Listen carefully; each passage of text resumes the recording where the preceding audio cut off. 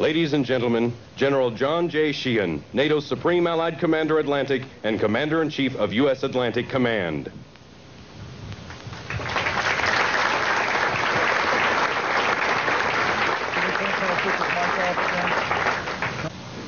Those of you who are here today are observing an absolutely historic event. The soldiers that you see before you represent not the past, but rather the future. It is through exercises such as this that truly we can create a new world order. Ir ļoti skaisti, bet kā izskatījās mūsu karavīri, to lai viņi spriež tie, kas skatījās mūsu karavīriem. Colonel says that this exercise, peacekeeping exercise, is very impressive, and he would like to thank the United States Army and government and United States as a nation for this very big, great job and big expenses to organize this exercise. And the opening ceremony was nice and impressive too. Attention, attention, attention. American forces are here to help. Remain calm. We will not tolerate civil disobedience. Hello, I'm Alex Jones, and I'm a radio and television host based in Austin, Texas. And for many years, I've been exposing the criminal activities of the global elite, otherwise known as the New World Order. The newest film you're about to see is Police State 2, The Takeover. Now, in past films, we went in depth showing the merger between military and the police under the control of the FBI and the ever-growing, powerful central government. In the new film, we're going to show you the result. The military out serving search warrants in 77 Texas counties. That's right, civilian search warrants. We're not talking about Mexico or Russia. We're talking about Texas, USA. The military running checkpoints in Granger County, Tennessee, random on the nation's highways. Not looking for spies or axe murderers. No, just making sure that you haven't been out drinking and driving or using drugs. It's a drug war, you know. Then we'll go into who's bringing in the drugs, the CIA, and who they're working for, the big foreign banks. My friends, all of the key indicators of a nation in massive decline are being manifest in front of our eyes right now, as we speak. In North Carolina, the FBI, the BATF, and Pinkerton Security Corporation have created a public-private operation with the state. They plan to make it go worldwide, not just nationwide, in the next few years, implementing the global government through the public schools, through the government training centers. They have the children tattling on their parents, their neighbors, their peers in school, and getting rewards for it, CD players, toys, and discount credit cards. Everything you would expect to see in Nazi Germany or Russia. My friends, this is the battle for the Republic. It's a hardcore battle that we've all got to face, that we've all got to get involved in. Just a few weeks ago, in March of 2000, Admiral Moore, former chairman of the Joint Chiefs of Staff, called for all Americans, black, white, young, old, it doesn't matter, to engage in the information war or we're going to lose our country. The globalists see this nation as a shining jewel, to be subdivided, to be strip-mined socially. It's time for all Americans to wake up, to energize and get involved. In past films, I've implored the public to take action, to make copies of these documentaries, to give them to their police chief or their sheriff or to their local politician. There are many ways to get involved, and at the end of this film, we're going to have some solutions, very important solutions, different ways that we can get this country back. And yes, face it, my friends, if we can't get it back in an information capacity, if the corruption, if the criminal activity continues, if the government continues to drive forward in their mad desire to disarm the American people and complete our journey towards slavery, it will become physical. Let's hope that doesn't have to happen in the next few years. And one more positive note. Take my last film, Police State 2000, or the one before that, America Destroyed by Design. I requested that my listeners and my viewers from my television show in Austin and my radio program, as well as my nationally syndicated broadcast, make copies of my documentaries, to play them on Access Television, to show them to university or high school students. The effect has been massive. The effect has been massive because of you, not because of me. I bring you the evidence. You check it out. Again, don't believe what I say. Document and research the different things you're about to see. And when you find out it's real, I know that you'll fight it with even more earnest. I can't even do a radio interview now, and I do between 5 to 10 a week, without callers calling in who have seen my films. And guess what? Very few of them ever got them from me. They got them from you. And I wanted to publicly, here in the new film, thank all of you. God bless, my friends. It's a battle for the Republic against dehumanization and total slavery. Get involved and be part of history. It's the right thing to do. God bless.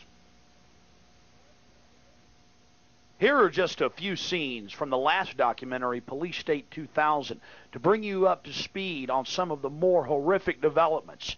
Then we'll move into their manifestations out in the public sector.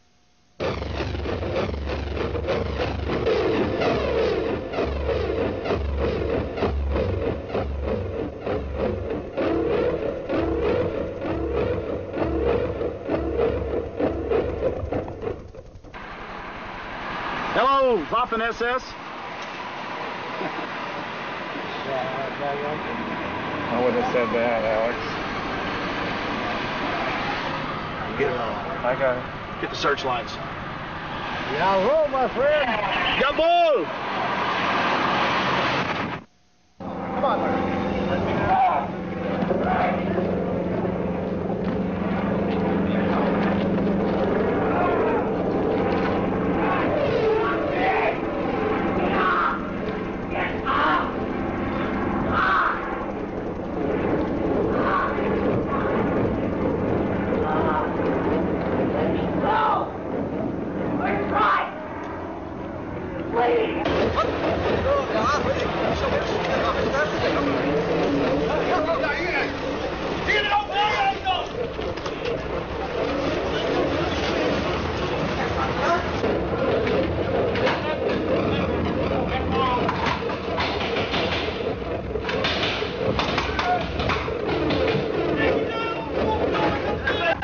I need to get to the town mayor. She's in a meeting. Okay, let's go and bring those two in. Take it. Yeah, where are we going to get fed? Thank you. We need to get paid. Where are we going to get fed? Let us out there, sir.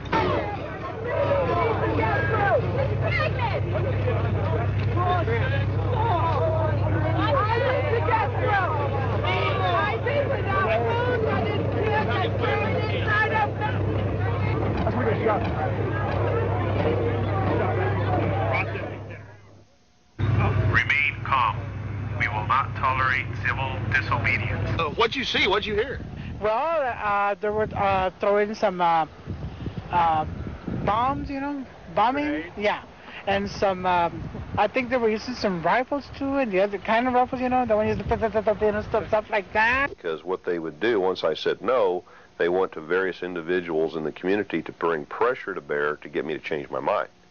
For example, there was a community leader who I have a great deal of respect for, and we have a very good relationship that they went to. I get a call from him, and he says, Chief, there's some people in here that they're in town, and it was part of their role here, didn't say who it was, they need to meet with the mayor and the police chief. Well, of course, this gentleman, I've worked very closely with him on a number of projects. I said, sure, have him give me a call. Now, I'd already said no. Well, then I find out it's the same group. So they identified somebody apparently that I know that's very high in the community to make an approach to me and get me to change my mind. Well, then, when we said no, then some elected officials were contacted to bring pressure to bear. And then offers were made to give money, cash money, to elected officials' charities if they could get us to change our minds. I mean, you know, as one of my deputy chiefs said, in some circles that's called bribery. And you're just going to go into regular citizens' homes doing this? Actually, the citizens have volunteered their services. They volunteered to be role players. Uh-huh. And they've allowed us to use their homes. And what are they going to do? Are there any of them are going to act like they don't want you to do it, or? Yes. Oh, they're all all going to act like they don't want you to do it. Well, some are going to be friendly, some are going to be belligerent, you know, some are going to be uncooperative. I think the best way if you find out about the check is when I operation people down here. Operation people? Yeah, in the front. We're a fraction occupying an airport. Yeah. The station taking over. Okay. And we're going to have a meeting in here, so we please ask you to leave. Okay. Leave the municipal airport? Sure we will. No, leave the terminal building. Leave the terminal building. Okay, thanks a lot. Okay. Appreciate it. Thanks for the help.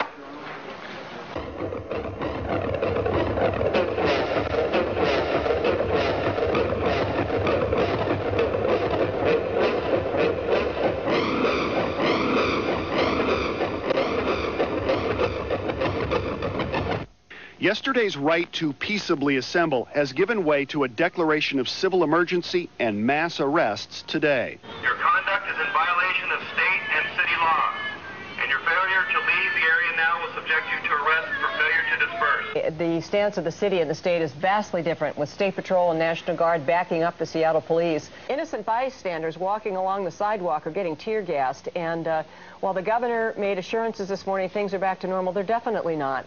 The state of emergency was just an hour old.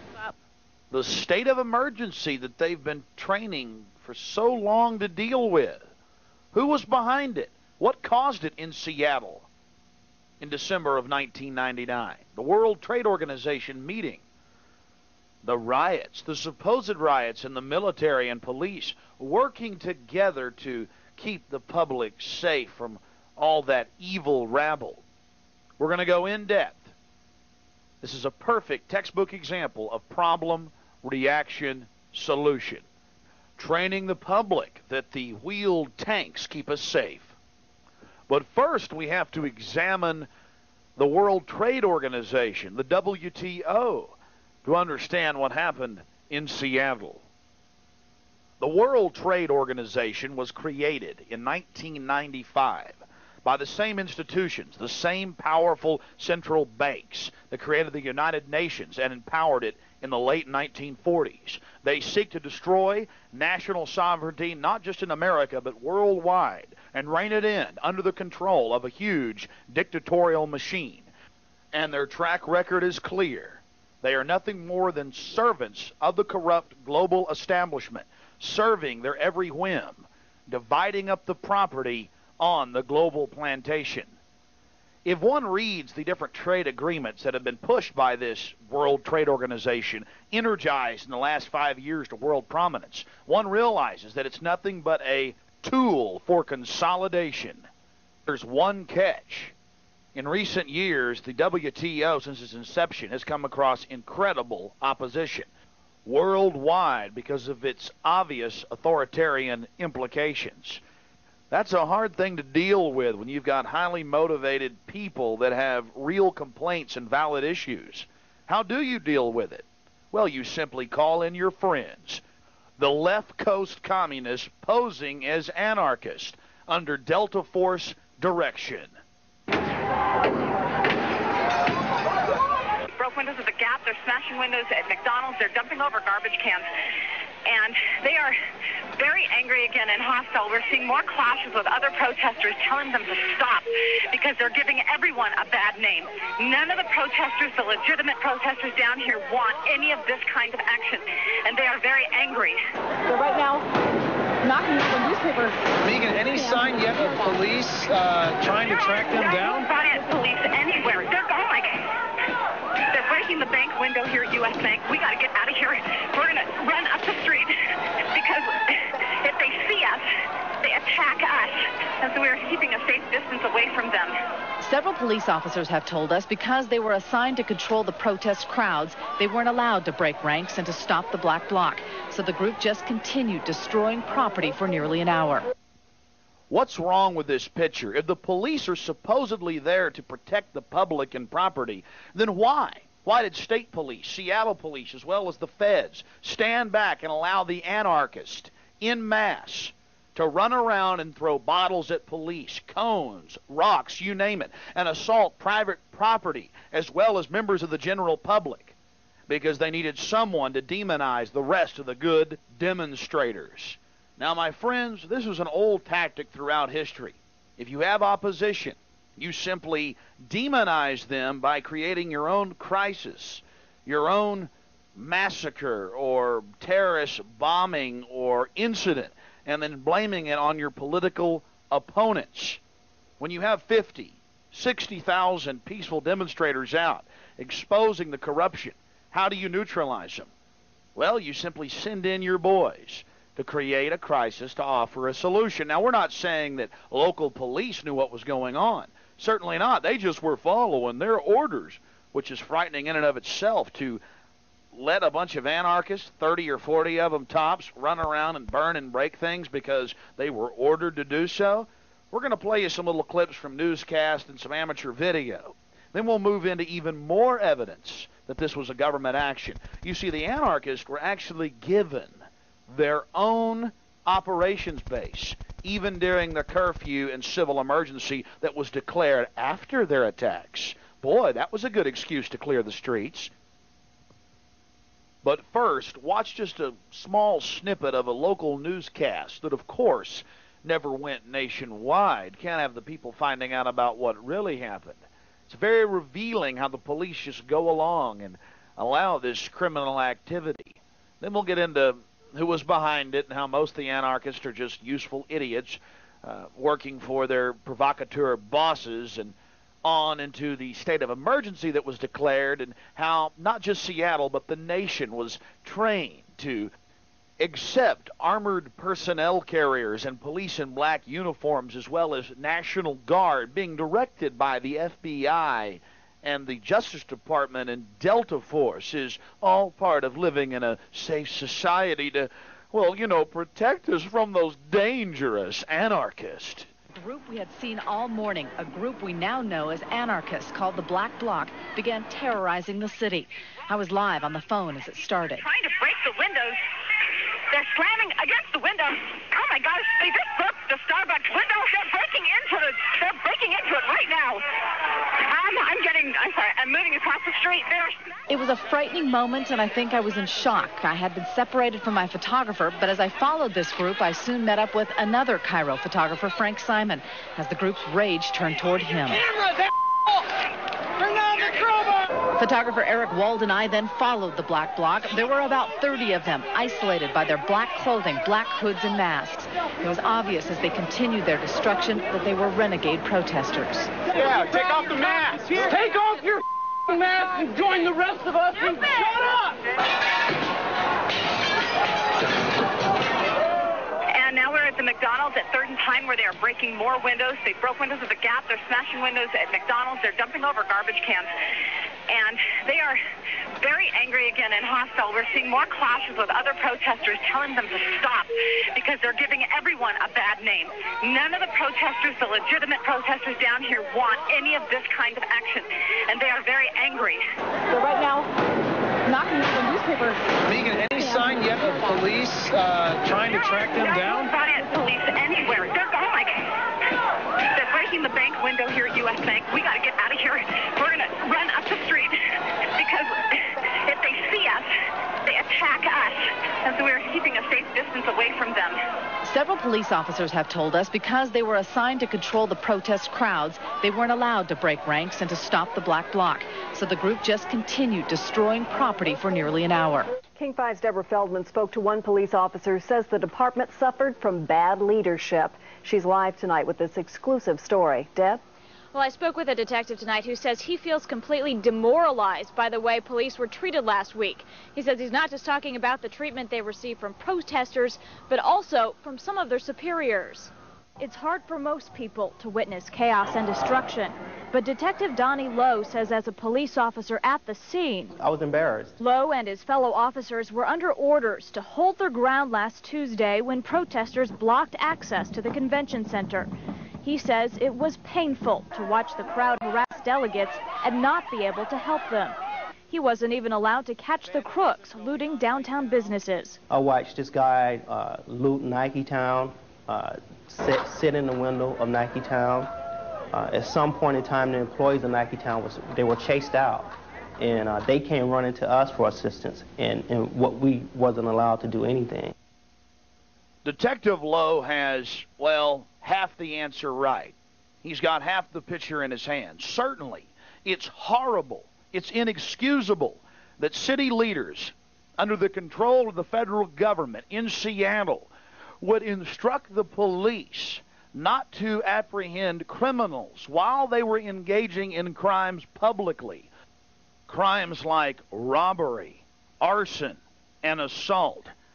That makes the police chief, the mayor, the Justice Department, the Delta Force, the FBI, you name them, running this operation guilty as accomplices. But in a second, Detective Lowe falls for the old trick we've been talking so much about. Problem, reaction, solution. He says, you know, we were attacked out there for a day. But, you know, later the city got it together and we went ahead and declared the emergency. Why, we had the no protest zone. Yeah, half the city. Why, the civil emergency was needed, and we finally, you know, we got to get tough on them. Yeah, you got to get tough on all the peaceful demonstrators that were shutting down the WTO, the World Trade Organization, and now when people think of protesters across the country, especially city leaders, city managers and others say, boy, we better crack down. We better ban protest here, too. And they're passing ordinances across the nation to implement emergencies whenever they feel like it. And the federal government is rubbing its hands together. All started by 30 to 40 anarchists running around, burning and beating and smashing and stealing. And the police, like dogs at the end of a chain, a Rottweiler you've been slapping, suddenly had their leashes released, and with wanton abandon, they rampaged out in a berserk fashion and attacked old ladies, store owners, you name it. And then they got to ship everybody to the FEMA center. That's right. FEMA was helping during this learning process for everyone. Wake up, police. Stop letting them manipulate you. Even though the department has been criticized for the so-called no protest zones, Lowe defends them as necessary to regain control of the city. I think our biggest problem here was leadership within this department refused to take appropriate actions when it was clearly necessary. And that's how it got out of hand. You see, police, things were meant to get out of hand, to train the public to live in a continual state of emergency. Martial law is not some Hollywood pronouncement. It's an incremental slide towards more and more control. And on a scale of 1 to 10, on the police state Richter scale, we're at a 4 or a 5 right now in America. While the labor march was large and peaceful, it was the unexpected violence that captured most of the media attention. There's 3 issues of mischaracterization that have been sort of compounded by ignorance that I really think need to be addressed. Number 1, the civil emergency was created by the police.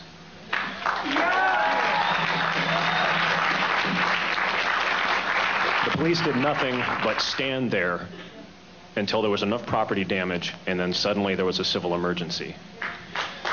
Now this occurred, and I have to add also that the emergency meeting of the City Council on Monday, I want to thank the 3 members who actually voted not to endorse the mayor's proclamation of civil emergency.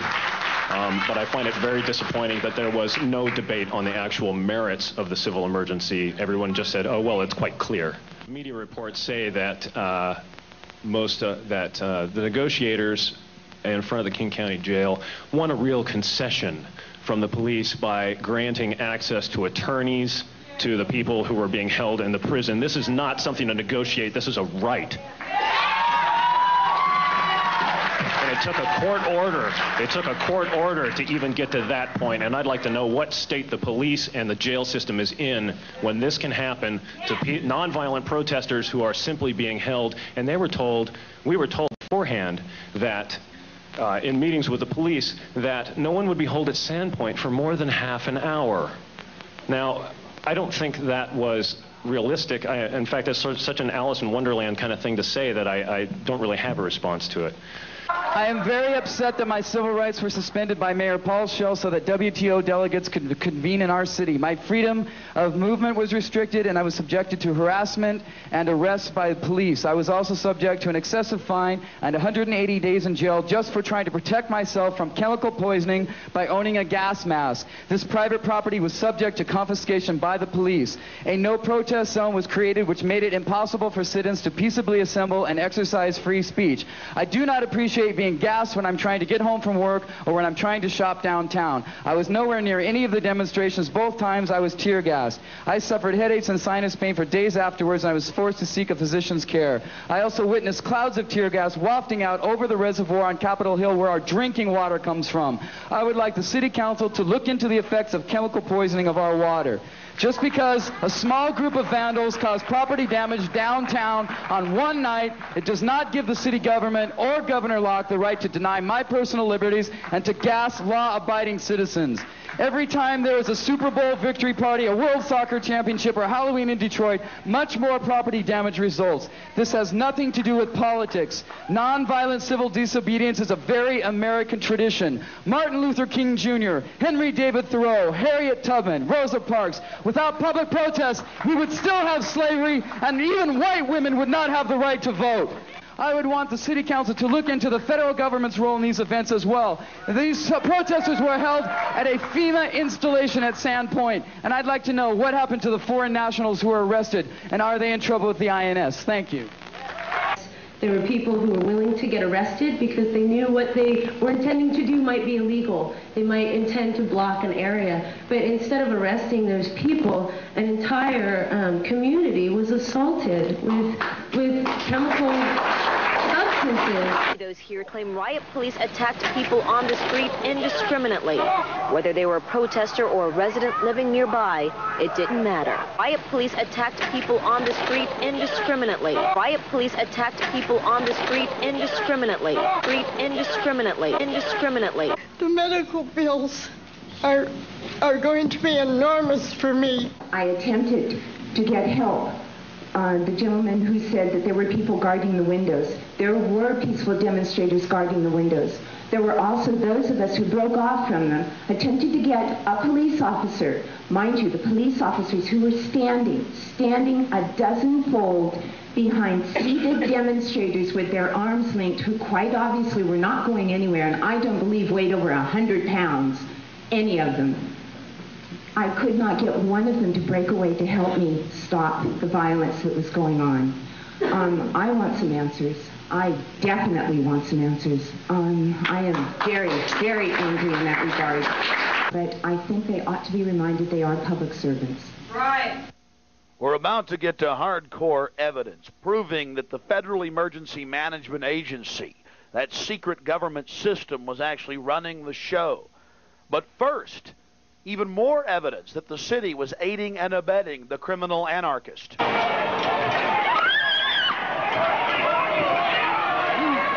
We've all witnessed the confrontations over the past few days. At times, it's hard to tell whether police are protecting citizens or threatening them. When two apparent good Samaritans stop to help a fallen woman, they all get pepper sprayed. Even media members weren't spared. If you thought the anarchists who commandeered a privately owned downtown building were out of town now, well, think again. As Cairo 7 Eyewitness News reporter Christina McKenna has found out, they're still here and still living rent-free. Susan, when these anarchists moved out of the building behind me on Saturday, a lot of people thought they should have been headed to jail. Instead, it turns out a lot of them just headed around the corner, and they're now living in a building right over here where they're enjoying electricity, hot water, and heat, all rent-free. Saturday afternoon was a celebration here. 7 days after they commandeered this downtown building, anarchists walked away without a word from police. It feels to me like we won. And at least some are still winning. As part of the deal to get them to surrender this building, anarchists were offered housing just around the corner at the same price. The building is owned by the Low Income Housing Institute, a private nonprofit that is in large part funded by the city and is now working with the city to house the anarchists. First of all, with criminal trespassing, that was me or you or the average person on the street, we'd be in jail.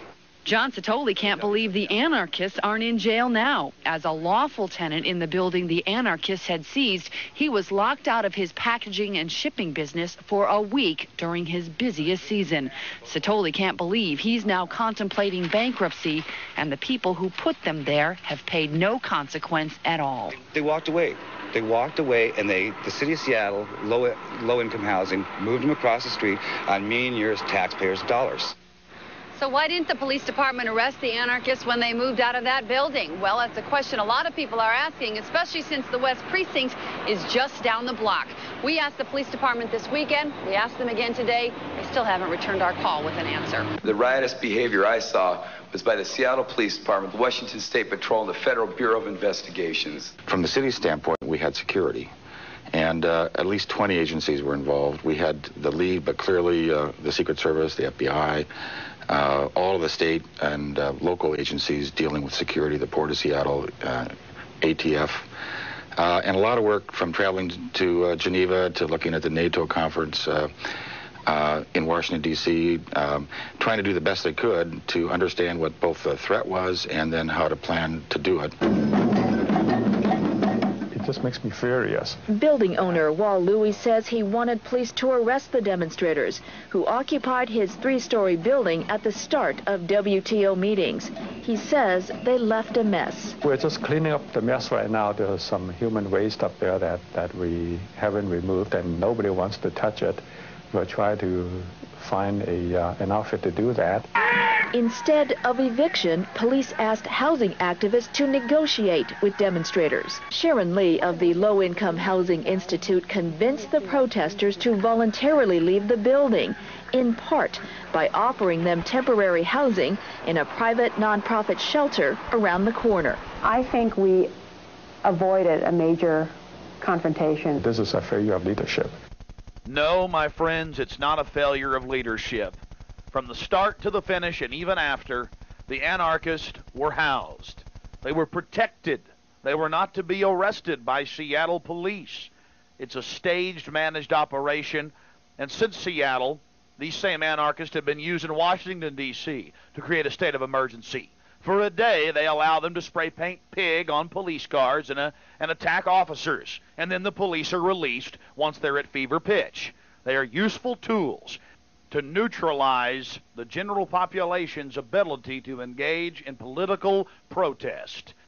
After the anarchists had put on their display for the news cameras, the authorities had all they needed to rationalize a total suspension of civil as well as human rights, publicly, in front of everyone's eyes. They started declaring that people couldn't have banners or posters or even stickers or buttons on their clothes against the WTO.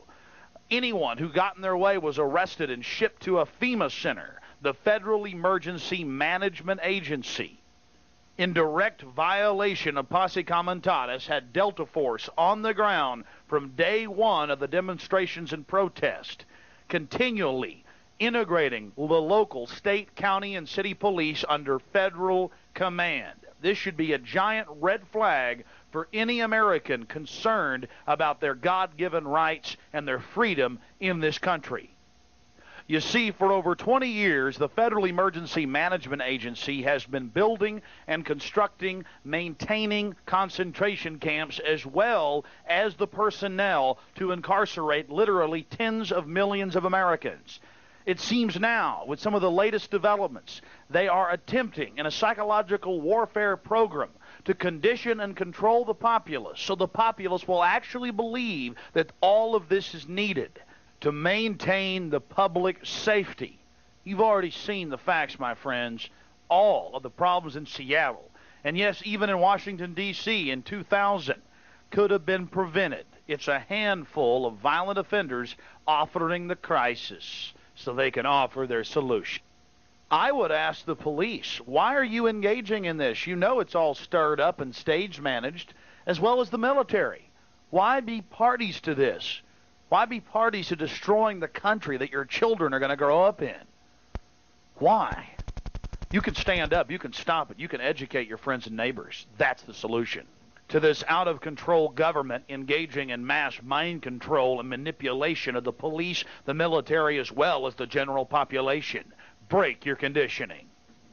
At least 250, perhaps more, and those that have been taken into custody from the streets of downtown Seattle protesting for a variety of reasons. The World Trade Ministers here on their visit. You see them here with their hands pretty much cuffed behind their backs with those plastic sort of strap handcuffed apparatus.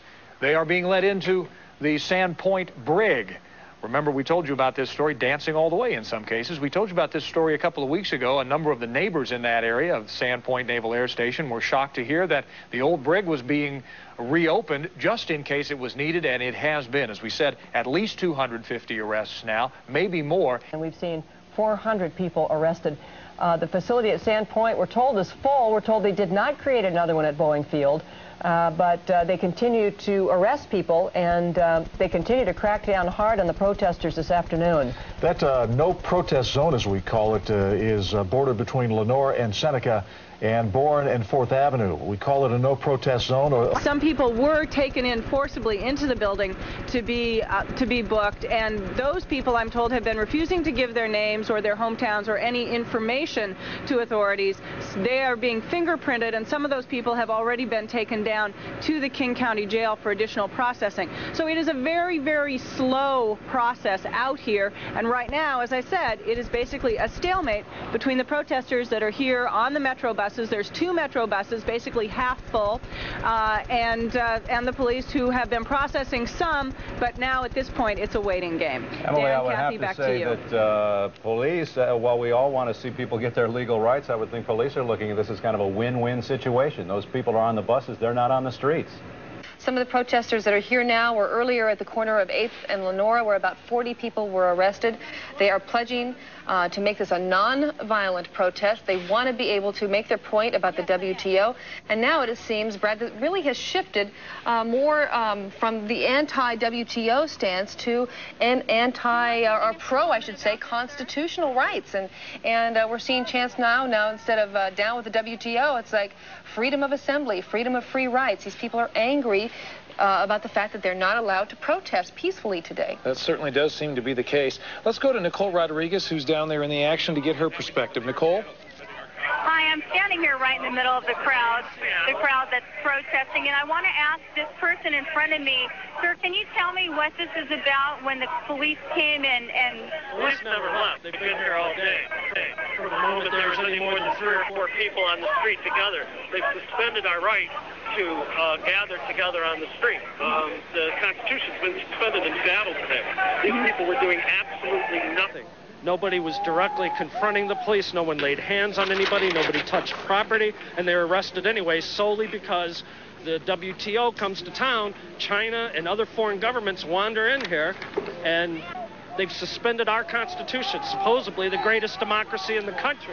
And now they're gassing everybody. What did you see here? Did you see any violence? In downtown Seattle today, the First Amendment ended at 4th and Spring. Are you part of an organized protest today? I'm not going to tell you again. You either leave or go to jail. Not only could you not say what's on your mind, you couldn't wear it. What? Give me that. Yeah. Sir, let's not get into a big scuffle over it. This man had an anti-WTO sticker on his backpack. He took it off my... Right. There's no protest down here. You saw what happened yesterday to your city. We're not going to let it happen again, okay? Not allowed to have a sticker? Not here. These officers stand guard at just one corner of a 50-block no-protest zone in downtown Seattle. Since a civil emergency was declared, talk of free speech, at least past this point, It's a no-protest zone, sir. became moot. You just took his button, am I right? He did. He reached onto his body and pulled it right off. I asked if I could go through. He said I couldn't if I had a button, and I wasn't going through the line, and then he ripped it off my jacket. Now, if I say I'm protesting WTO, I can't go in. If my T-shirt said I supported the WTO, could I go in? That's not a protest. It's a no-protest zone, hence no protest. Backpacks and bags were also searched for banners or gas masks. Gas masks are illegal to possess today in the city of Seattle. How can you guys mandate something like that? What's that? Just curious, how can you mandate something like that? Because they declared the city a state of emergency. But you don't know what thoughts are in my head, right? Well, I have no idea. But Are you protesting? Are you protesting? There's no protest zone down there. You go down there and protest, you risk arrest. Okay? I'm just telling you that. You understand that? Understood. Okay. country is this? It's a situation that is clearly uncomfortable for those who want to get through to protest and those who block their way. What we're trying to do is keep protesters out and the business people and citizens go in, okay? City leaders believe the free speech of yesterday came at too high a cost. That's why, at least for today, the First Amendment ended. Yes, the First Amendment ended, and the police got a chance to, well, confiscate political banners and train the public how to proceed in an orderly fashion to the camps. Internment camps or concentration camps are nothing new in the history of the world. As early as the 1940s, hundreds of thousands of Japanese Americans, many who were fourth generation, were forced into these centers. One area for the children, another area for the women, and of course the men. The men made good workers. Federal documents show that these programs were not scrapped. They were simply put into mothballs for later use. Recently, camp construction has drastically expanded here in the good old US of A. And it has nothing to do with political parties. They're all two sides of the same coin. In the 1980s, the concentration camp program got a big boost. And a little bit later, we'll get into the big push, the 1990s, right into 2000. Colonel North, in your work at the NSC, were you not assigned at one time to work on plans for the continuity of government in the event of a major disaster? Mr. Chairman. I believe that question touches upon a highly sensitive and classified area, so may I request that you not touch upon that, sir.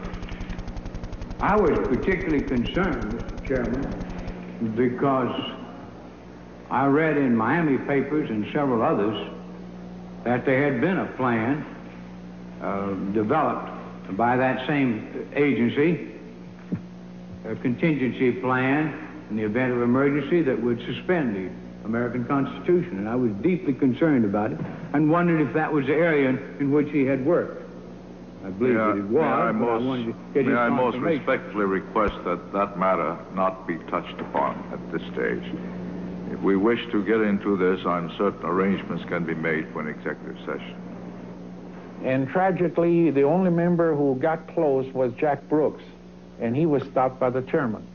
But the truth of the matter is that, yes, you do have those standby provisions, and the plans are there, and the statutory emergency plans are there, whereby you could, in the name of stopping terrorism, apprehend, invoke the military, and arrest Americans and hold them in detention camps. In times of passion and in times of great fear, what to the eyes of the person and the mind of a person in time of relative peace and stability seem impossible become very real, very logical, very possible.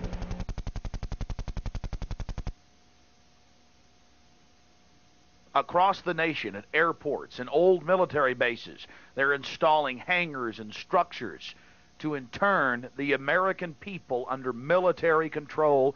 They're also integrating local police. You've already seen some of the evidence. But even the town where I live, Austin, Texas, is not immune from these activities. The Robert Mueller Municipal Airport in Austin, Texas. Just one more town where the military and the police are moving in and forming bonds. Folks, we've been denied access to the old Robert Mueller Municipal Airport that they just shut down about 2 months ago. All we've seen is a Fox News piece where they showed the detainment center they put in one of the old 747 hangars with bolts and chains in the floor and cots. And now the military's taking it over. So they shut down Bergstrom Air Force, and they've moved all sorts of weird Army activity here to the front parking lot of the old airport. And in the back, they've got APCs and barbed wire and everything else you can imagine. It's 700 plus acres out here at the airport, and we just got word of this. It just never ends. It just never ends.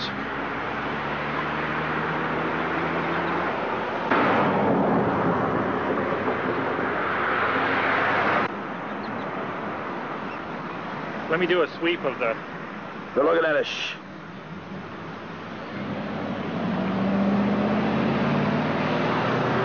Who's looking at you? He's pointing.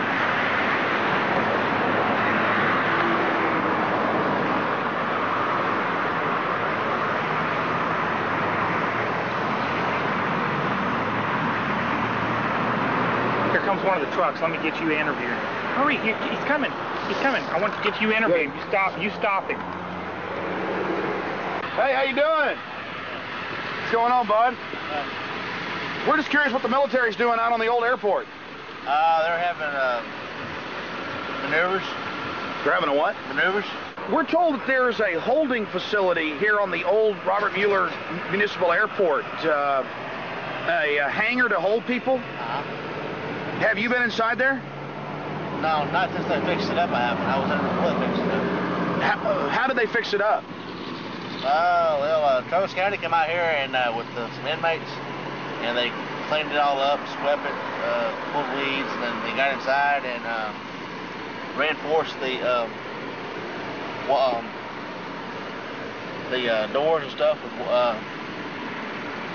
bars and stuff. So they put bars on the that's one of the big hangars, right? That's what I was told. Yes, I haven't been in there. Did you hear about the chains in the floor with the bolts? No, I sure haven't. Yeah. We saw it on Fox News. We had known of the facility for months before the mainstream media reported on it.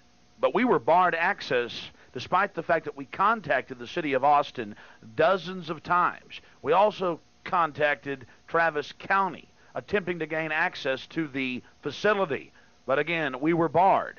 But the mainstream media, they can be trusted. It's so much fun. It's no big deal. It's nothing to worry about. We're about to air a couple of newscasts here.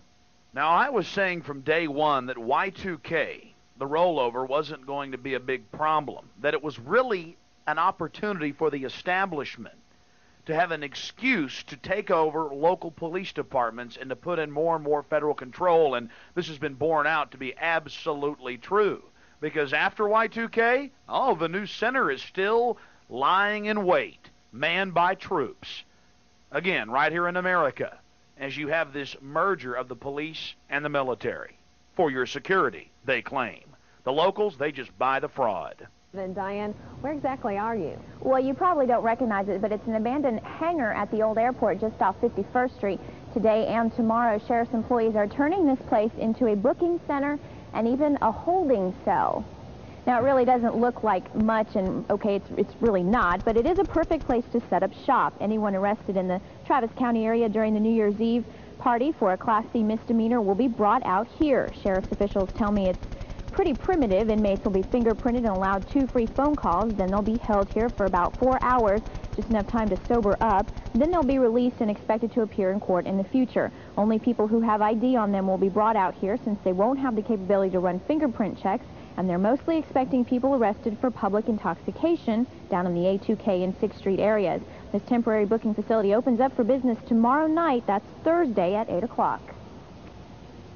We're hoping to get staff acclimated to working in this environment starting tomorrow, with hopefully a low volume of arrests. So hopefully by come Friday night, everyone will know how the flow is going to work in here and be used to it. The holding cell is surrounded by this chain link fence, and the fire marshal has told the sheriff's department that they can hold about 380 people in here, and the sheriff's deputies are ready for a busy night, Friday night. Diane, lots of space out there to sober up.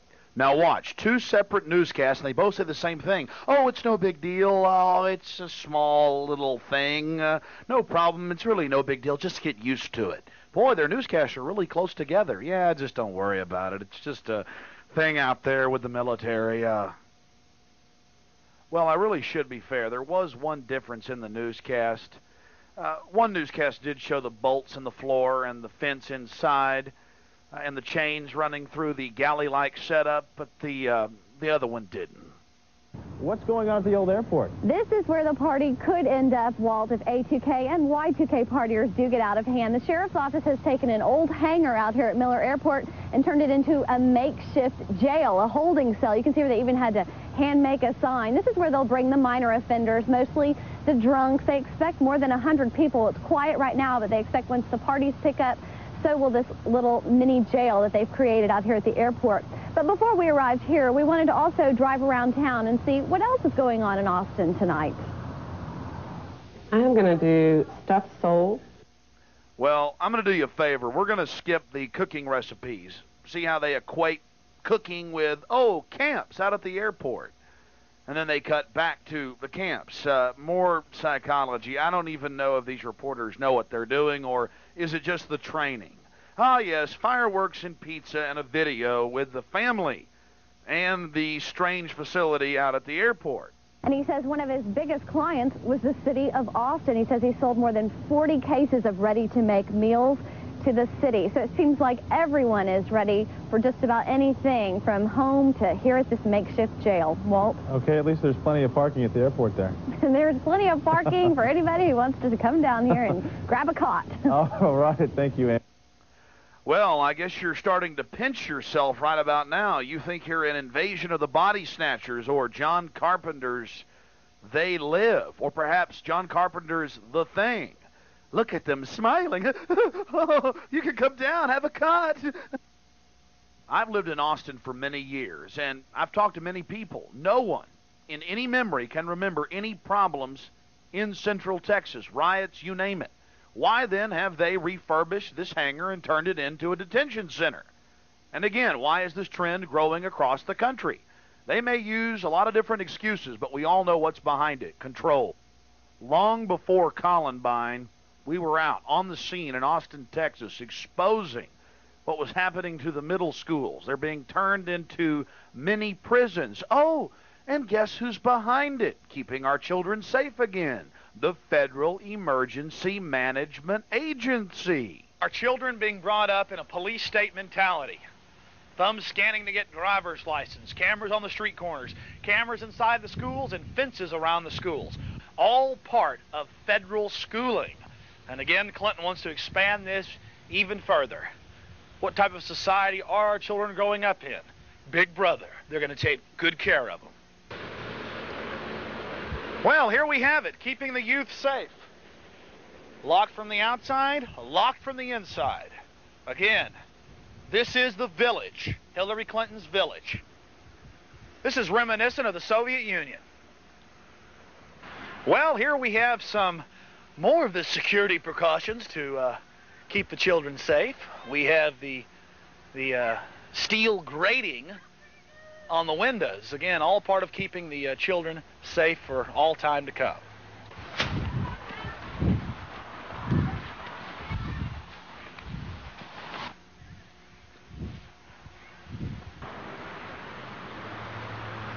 No way in and no way out. Again, these children are not yours anymore. They belong to the state.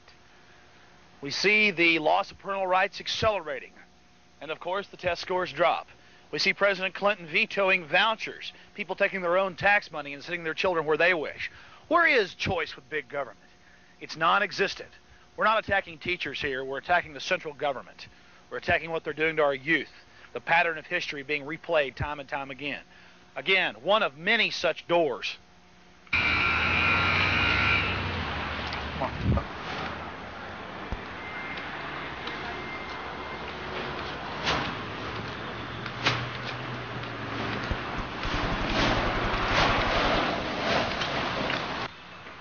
Again, Porter Middle School. The principal is out and can't talk to us about the barbed wire fencing. Hey, how you doing? Are you a teacher? Doing? My name is Alex Jones. I have an FM radio show and also have an Access TV show. How you doing? Good. What's your name? Dina Will. Dina Will.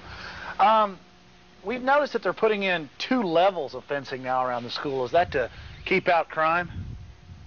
This fence has been like this for a long time. Well, I know, but we talked to the workers. They're actually putting in another level of fence up front. I did not know that. I think the fence up there is up front because of the construction, and it's to keep the kids from getting around the construction and getting hurt. Yeah. How long has there been the cyclone barbed wire fencing here? I don't know. As long as I've been here. Is this a high crime area? I live in South Austin. It seems to be. So do I, and it's South Austin. So it's. Is there federal funding for these fences? I would imagine the same funding that comes to the school is how the fences got here. Are most of the, have you taught in other schools? Are there a lot of fences in other areas? I've only taught in other schools in Houston. And yeah, there are. When they have floods, do they use the junior high and high schools as relief areas? Yeah. So they do use the high schools and junior highs and elementaries as relief areas during times of disaster? Yes. Yes, they do. Are you familiar that with FEMA, Federal Emergency Management Agency? No. Are you familiar that only 7% of their funding is for floods and the other funding is military operations? No. And that it's FEMA regulations that are trying to push the fences around the schools? No, I did not know that. But you are aware that during disasters, even during the last flooding, they used high schools and such as areas for relief? Yes, I did know that. Are you aware of the master arrest warrant, the master search warrant that can just suspend the Constitution and imprison people for having a copying machine or what the government calls propaganda materials? No. Does that sound like a representative republic to you? No. Doesn't? Kind of a rainy day, isn't it? Sure is. How are the kids doing? They're doing great. Well, I do appreciate you talking to us today. Okay. Thanks a lot. Sure. Come on, Mike. The most important thing that can be said about what's happening to most our middle schools and high schools is the fact that during disasters, they use high schools, gymnasiums, and junior highs for Red Cross relief centers and for FEMA centers. When you add this with FEMA, with the master arrest warrant, the master search warrant, and the military activities that they're openly engaging in across the country of locales want their funding, you have a recipe for disaster. They've used them for emergencies. They could use them for a national emergency to hold people in detention centers. These are detention centers set up as staging grounds to ship people out. That's not me. That's the Senate hearings. That's the documentation. Baker Elementary, the site of police training for terrorist attacks or hostage rescue of our children. I tell you, the government training centers are really delivering great education for our kids. How to grow up and live in a modern police state.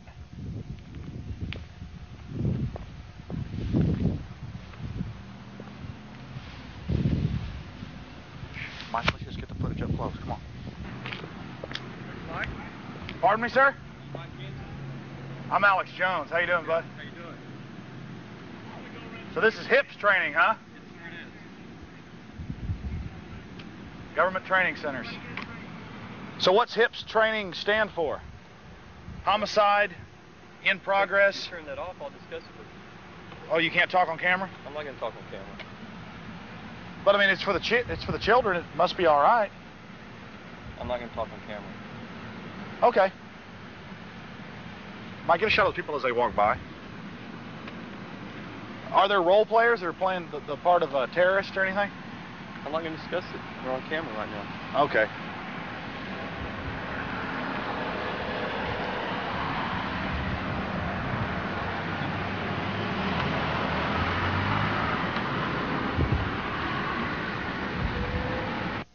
Get ready for part 2 of Police State 2, The Takeover, as we delve into America's growing secret police and their infiltration of American society at every level, and the federal government's big push to merge the military and the police with the general population, mirroring the East German Stasi.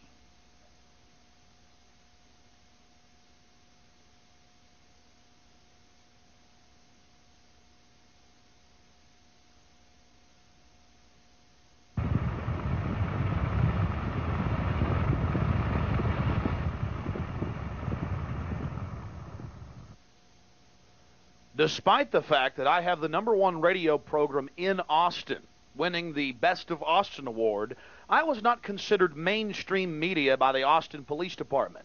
We called, again, dozens of times to Chief Nee's office, and we were always denied access to these different militarized police training exercises at high schools, elementaries, and yes, middle schools. The big question is, why all the secrecy? And I'll tell you why, and we'll document it. The FBI, under the control of the Justice Department, are running these operations. Again, most of the general population is completely ignorant of this fact. So what's HIPS training stand for? Homicide, in progress. If you turn that off, I'll discuss it with you. Oh, you can't talk on camera? I'm not going to talk on camera. But I mean, it's for the children. It must be all right. I'm not going to talk on camera. Okay. Mike, give a shout out to people as they walk by. Are there role players that are playing the part of a terrorist or anything? I'm not going to discuss it. We're on camera right now. Okay. My whole problem is this: actual shootings in schools have gone down. Now you've got these MK Ultra events that have been going on, but other than those, you don't have any real shootings that are happening. And I think it just helps add to the whole sensationalism of it that the media is driving. Makes it trendy. Okay. Well, I see your point. Huh. Yeah. Did you hear about Theodore Kaczynski? LA Times? Harvard admits it? No. They borrowed the Nazi scientists after World War II, and then Harvard, the Unabomber was the MK Ultra mind control subject. Alexander Cockburn wrote an article on that in the LA Times. It was about last month. Really nice people they're making for us. Of course, I'm sure you heard about, it was in Texas Monthly last year, the FBI created that Klan group, tried to get them to blow up that gas plant up in that chemical plant up in Tarrant County. I didn't read that article. Yeah, they won a bum steer award. Well, you remember Sheikh Abdel Rahman from the World Trade Center bombing? FBI helped them cook the bomb and had to train their driver how to drive it in there. Yeah, that's real nice folks. I mean, and they give you all this crap to clean up. It's real nice what they do for us. I'm sure you're familiar with Hitler burning the Reichstag in 1933 right after he got into office, blaming on his political enemies. It's a nice thing we're getting from Clinton. Well, they just funded martial law 2 weeks ago in the House, and it looks like it's going to pass the Senate, Section 1067 of the current defense appropriations package, to put military on the streets with police for the mere threat of terrorism. And no longer will y'all just be getting surplus equipment. You'll be getting new equipment from the military, kind of like Mexico, I guess, where the police and your military just merge together. I guess we'll be a better country when we're like Mexico or Russia. Kind of the whole deal. Kind of the death of a nation. Well, she told me it was open to the public, that some other media has been out here and stuff like that. She said that other media. She said she would. I said that she would send the senior officer out here to make a statement. That's why we came out. Other media stations have been out here, and it's even been in the American Statesman. Okay. You're just out here because we heard we were coming. You got a phone call at the station that y'all are going to show up. Oh, really? And so we're evil. Since I no. Can we get that on film? Anyway. So you got to call at the station. If y'all make that phone call, then maybe we'll discuss the. All right, Mike, go. Let's go call. So we're the terrorists now. According to FBI and BATF programs in the high schools, junior highs, and elementary schools, the American people across the board are at least potential terrorists in the schools. And the children are being trained with toll-free hotlines how to tattle on their parents, their neighbors, or their classmates. There are literally hundreds of such federal front organizations administered by private organizations in a public-private partnership. One such program is the Wave America system, where children are literally trained to become members of the secret police. Only one more telltale sign of a nation entering authoritarian control. William Campbell, a concerned parent and a listener of my radio program, started mailing me these news articles over a year ago, before the Wave America program was announced. Wave America is truly a documented front of the BATF. The sheriff of his county received $112,000 to allow the Bureau of Alcohol, Tobacco, and Firearms to actually deploy 5 to 6 agents as full-time teachers in the schools. Despite the fact that the school board rejected the grant twice, the program has still been administered. over the objections of many parents, like William Campbell. Mr. Campbell brought up the fact that in the Columbine situation, the federal government had given hundreds of thousands of dollars to that school district, and that school in particular in Colorado, with death education. 2020 reported on it back in '91, laying in coffins, writing their obituaries. This is not the type of free federal programs that he would like to see for his children. But let's delve into this free federal program, and let's find out what the BATF has planned for North Carolina as well as the rest of the country. You see, programs like WAVE and SAVE across the nation are just flashy fronts for the BATF and the FBI and their indoctrination of the youth. The BATF encourages children to turn in their classmates for, quote, discriminatory behavior, or if they're depressed, does mommy and daddy have a gun? Parents have shown the greatest concern, though, over the BATF's access to students' files, their school records, and juvenile crime reports. Literally building huge databases, federal databases, on your children in the government training centers. The government also claims official ownership of all official work product. And the school has to sign that's right, a non-disclosure act, meaning that all of the information, all of the press releases must go through the BATF, federalizing your schools. But it's no wonder that they want to keep all this secret, permitting the officers access to the playground and cafeterias to allow for informal interaction, allow weekend homework assignments. The list goes on and on. There'll literally be teachers in your schools training and indoctrinating children. They'll have them writing reports on their home life. They're already doing that in San Antonio, Texas. And the sheriff has signed on and agreed to play ball with these so-called free federal programs. We've already seen what they've done in Columbine. And don't forget, never forget, school boards across North Carolina have rejected these programs, but still they're being instituted to report on dangerous activity. Hooked in with Pinkerton's security? It goes on and on, my friends. There's no end to it. You've definitely got to step up to the plate and get these programs out of your schools. They're being pushed by governors, presidents, and yes, even attorney generals. Learn to look for the buzzwords in your community. It'll sound good on the surface, but upon closer examination, you'll find out about what's really happening in your area. If 50% of all learned human response is learned in the first year of life, then the word should be educare, not child care. And teach our kids to problem solve, teach our kids to communicate, to talk to each other, not like this, not like this, not like this, to talk and to listen and to hear and to solve problems. You can. It is possible to teach a child to resolve conflicts, to learn how to mediate. Let us get to that so that we get beyond youth violence in forms that we never dreamed would exist. Let us hear their call for help, but let's focus on community. Let's build federal partnerships. I never liked the feds who came to town and said, this is what you must do and this is what we want from you. I like feds who come to town and say, you understand your needs and resources better than we do. How can we work together as a partner to solve them?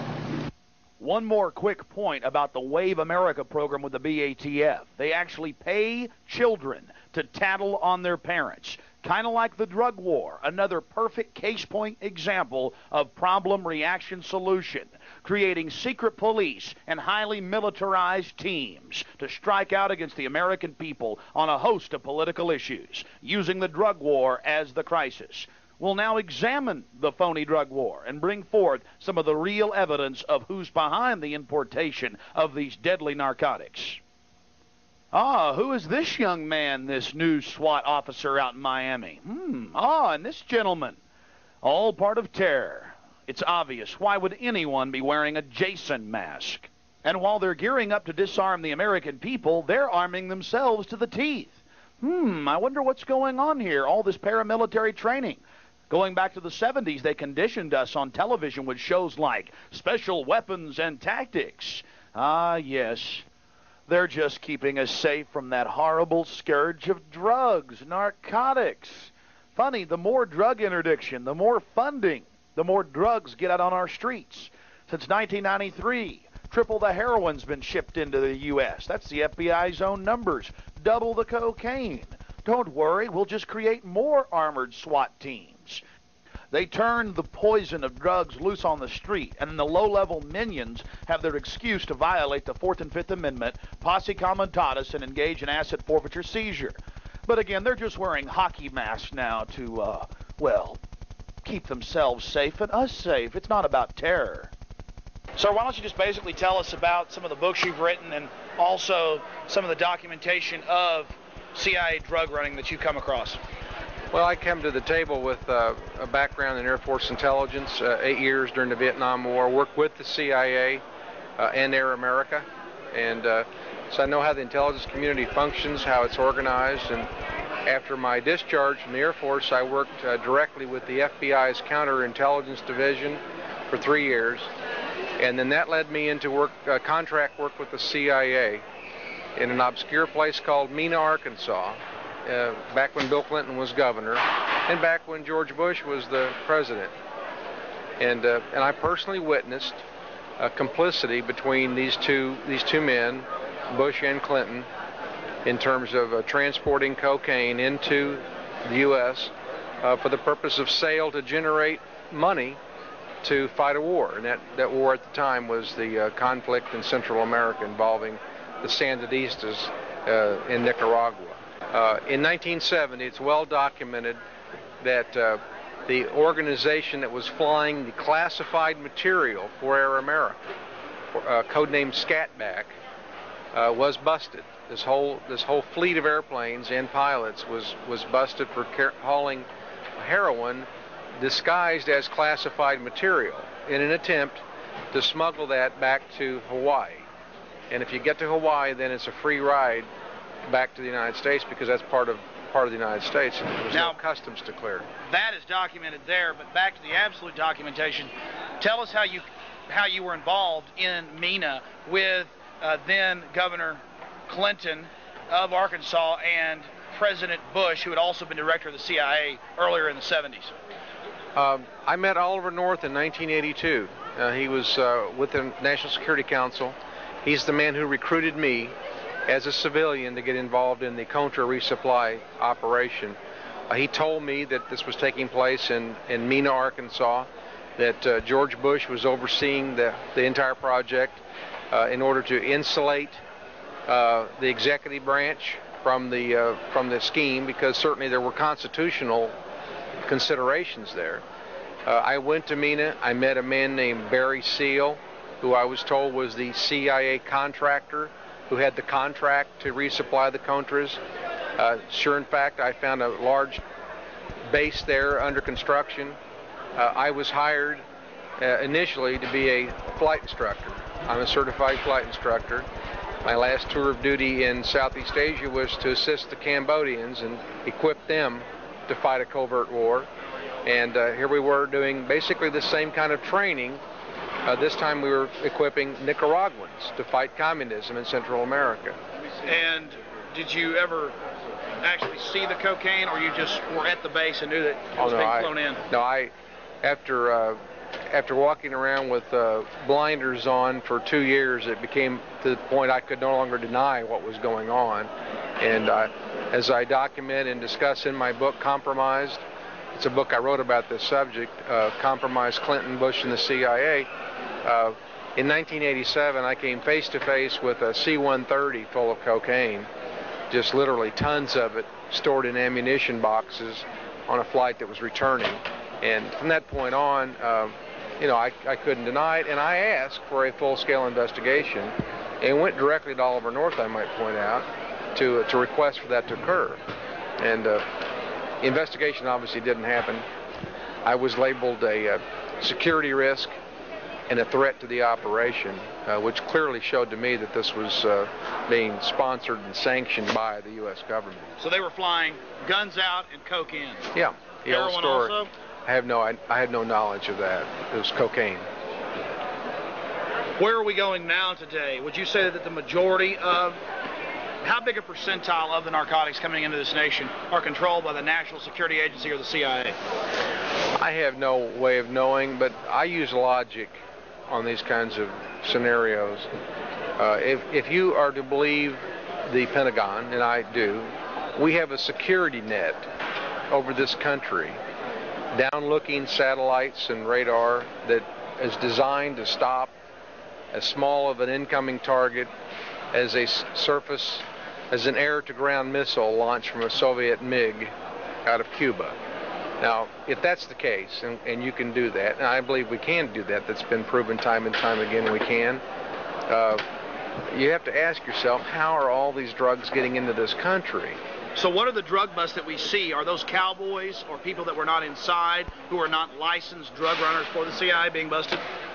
Oh, the independent, the entrepreneurs, the little guys, the guys with a Cessna that gets caught with a duffel bag full and goes to prison for life. The juxtaposition to that is a C-123 with 5 tons coming in unabated. How do we stop this? Just education? No. We, the American people, first of all, say we don't want a war on drugs. I'm for total legalization of drugs. Well, some people will be shocked by that, but back in the 1920s during Prohibition, alcohol abuse skyrocketed. It created giant armed gangs. If you make something illegal and risque, a giant black market rises. Well, black market is what the problem is. The profits are there. Take the profit out. And then it loses the flair and it loses the money. Not only does it lose that, anybody else still in the trade certainly surfaces as a cold sore real abruptly.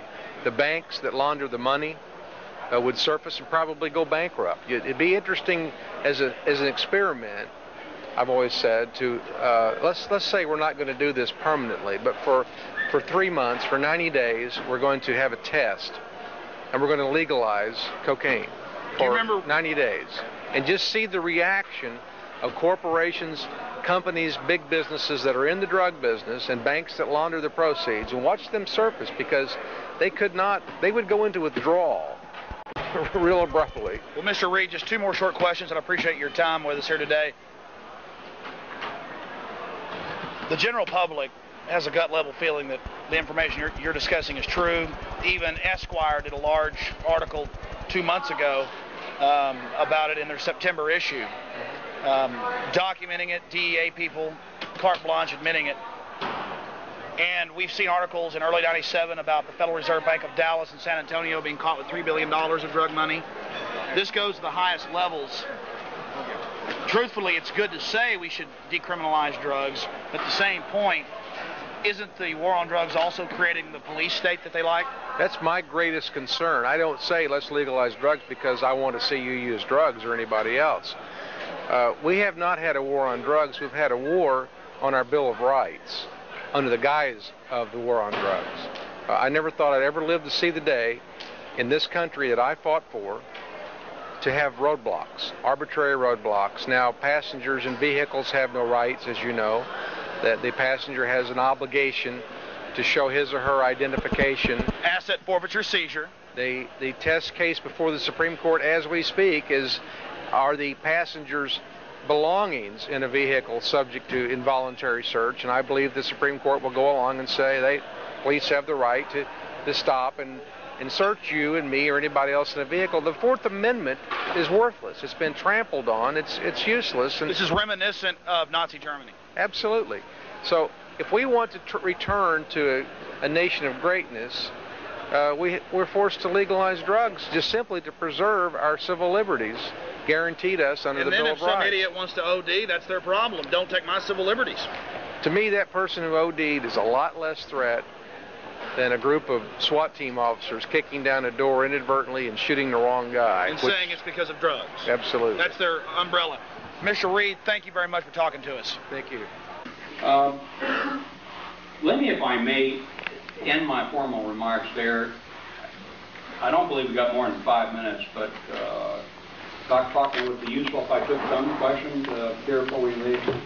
General McCaffrey, Alex Jones from KJFK Radio in Austin, Texas. I fully agree with you on the scourge of narcotics and their destructive consequences on the human brain.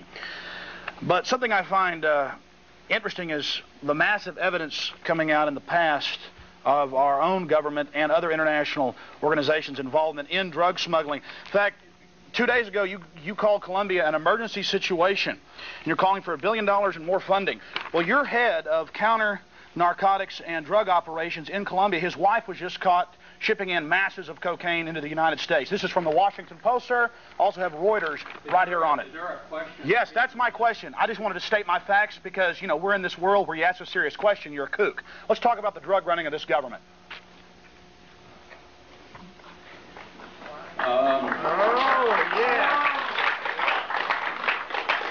Last time I got that question was the first press conference I had in Washington was an older reporter.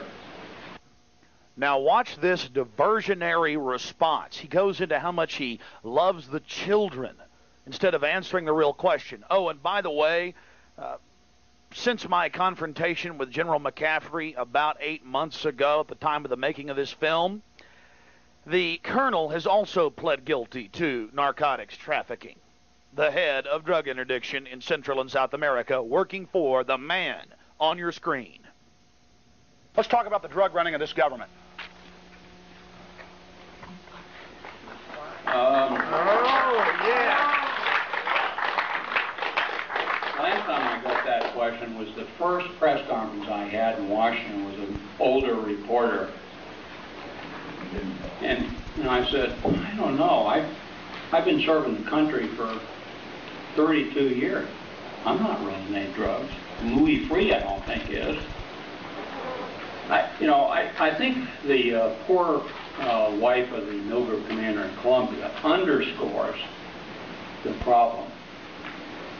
Drug abuse and its consequences are not a problem confined to one subsegment of the population. It affects all of us. Corruption, illegality. 4 months ago, I visited one of my best friends, lifelong friends. The four of us grew up together in the Army. Very senior officer. 3 beautiful kids. The baby is 21 years old now. Kid looks like Christopher Reeves, handsome lad. We had a little chat there, the 3 of us, visiting the 2 parents and the boy. And he's in a wheelchair with major, permanent, short-term and long-term cognitive impairment. And they've chopped away the muscle mass of his right arm and right leg because he overdosed on heroin and was in a coma for 42 days.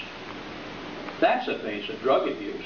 And we've arrested former senior officials of the Department of Justice, mayors, sheriffs, officers in the National Guard. There are 38 cases of corruption in the Customs Service in the last 3 years.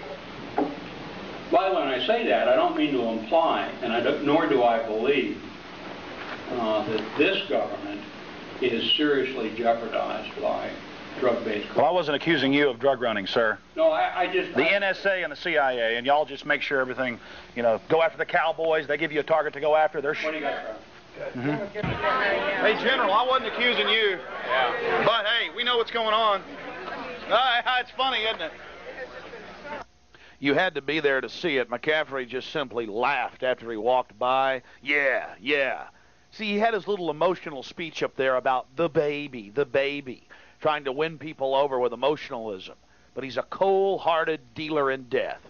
And yes, now with more research, I will accuse McCaffrey of being a drug runner. Exiting. General McCaffrey, there's a lot of documentation on the drug running, sir. There's massive stacks of evidence, General McCaffrey. I'm glad to walk down the hall, bud. Are you violating my civil rights? Or my God-given rights, I should say better. No, this is closed press right now. Thank you. Oh, closed the press right now? This walk is, yes. Oh, this walk is? Yes, please. Oh, okay. If you'll respect our... There are people walking all over the place. They got some Army intelligence gentlemen following me along. Falsely reporting. Does this go out? Military personnel right. Oh, really? No? The general isn't here? There weren't a bunch of Navy people in uniforms? He's non-active duty, thank you. Oh, well, I know that. He's active cover-up. Yes. Well, thank you very much. Y'all have fun in the office of the dean. McCaffrey was giggling and smirking the entire time, and we didn't catch it on video where these guys were trying to shove me up against a wall. Little boot-licking slime balls right here in America. I don't care if there's drug dealing. I don't care if we're the biggest prison state in the world. Ah, yes, growing faster than the internet. I have power. I know the general, General McCaffrey. Lack of honor, my friends. That's what's destroying this nation.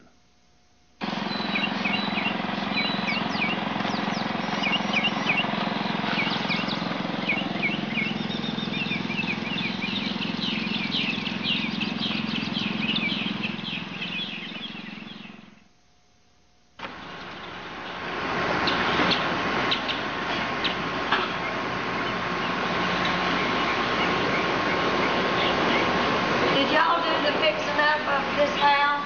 We did. Great job. Thank you.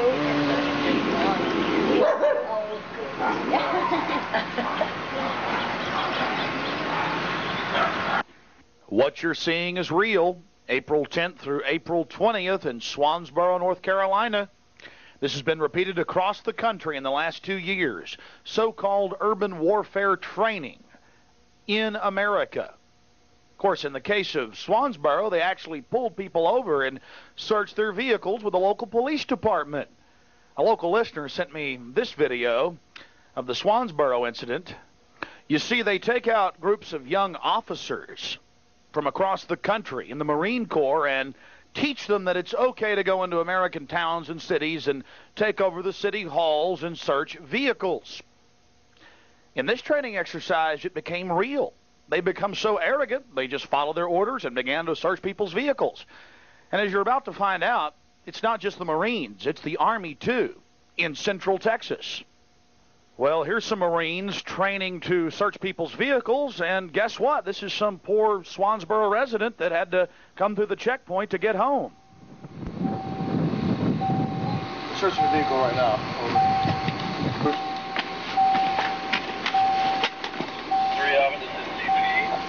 Copy your last. Stop the vehicle. Have 2 males detained. Keep us abreast of what is going on with the situation.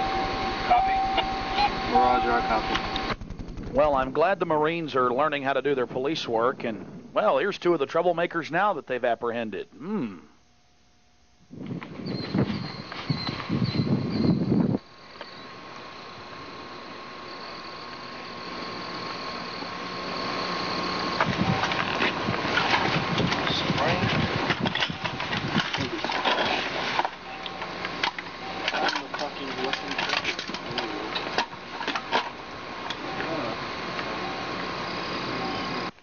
But before you can set up your checkpoints, you've got to first move out and create a perimeter.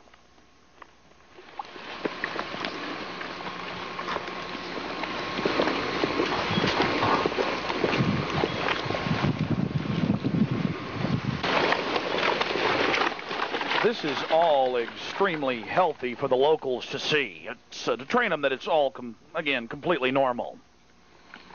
To have troops running around your neighborhood at night pulling vehicles over. It's all part of living in America.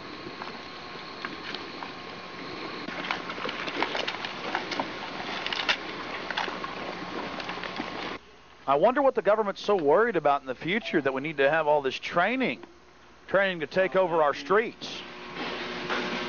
45. Down to 17. And then I want you to go down South Water Street to airport 53.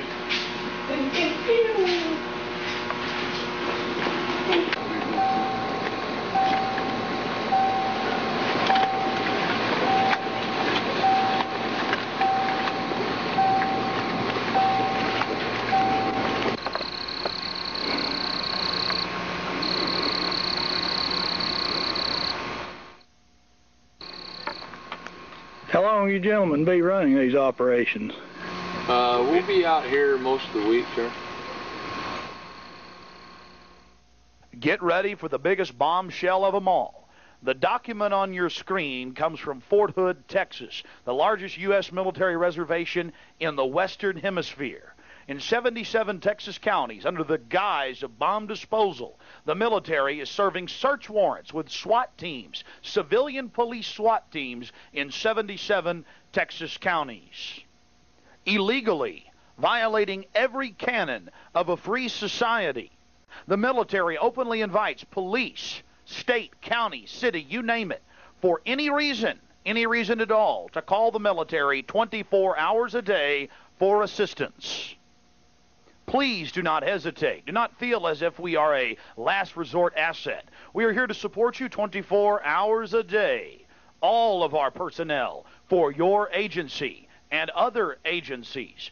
Do not delay. Signed, Mark E. Crusoe, Captain, U.S. Army, Commanding Officer, 77 Texas counties. The infiltration has begun. Here's a list of the 77 Texas counties where the U.S. military, the Army to be exact and specific, is operating in, from Anderson to Bell to Williamson. Oh, but one county is conspicuously absent. That's Travis County, the county where I live, where Austin, Texas, the capital, resides. I found out about some of this 2 years ago, got involved, and stopped it. We called Fort Hood. And yes, their military police did confirm that they were even on the local Killeen SWAT team, the town outside of Fort Hood, and that it's going on all over the state of Texas. For more information or to get a copy of the actual document in our possession, go to the website InfoWars.com. You can also see still photographs of a bus search in Temple, Texas. Mike Hansen, my cameraman of many years, was traveling from Austin to Waco to cover a story when he happened upon, on the northbound lane of I-35, military and police searching a Greyhound bus. So he stopped to investigate and noticed that the military were covering their faces. This is the same place that Mike was given the document that we just showed you, where the military admits that they're serving search warrants to civilians' homes with the police and a host of other civilian law enforcement actions, direct violations of posse comitatus. There were also plainclothes individuals who were obviously military working with the troops as well as the Temple Police Department, State Police, and BATF, who were all on the scene. But most shocking of all, our sources at Fort Hood tell us this entire operation was only a training mission at the expense of Greyhound and their passengers. Mike then noticed helicopter pilots, but he could see no helicopters. Of course, a little bit later, from behind the field off the highway, the first of two black helicopters took off. Okay, we're here with the EOD, the Emergency Ordnance Disposal. Hang on a second. That's not what they are. Let me get what EOD stands for. Hang on. All I want, can I get you standing right there? Sure. All I want is, you're saying there's some people here that we're not allowed to film. Right. There's some people here that we would ask that. Well, hang on a second. Why would you want that on camera? Because I want to know who it is that is here that we're not allowed to film. Well, I'm not saying you're allowed to film them. You just don't want their faces. Right. But who are they? There's people here from Fort Hood who are with the bomb disposal unit that we would ask the media not just to film their faces, get the back shots of them walking away.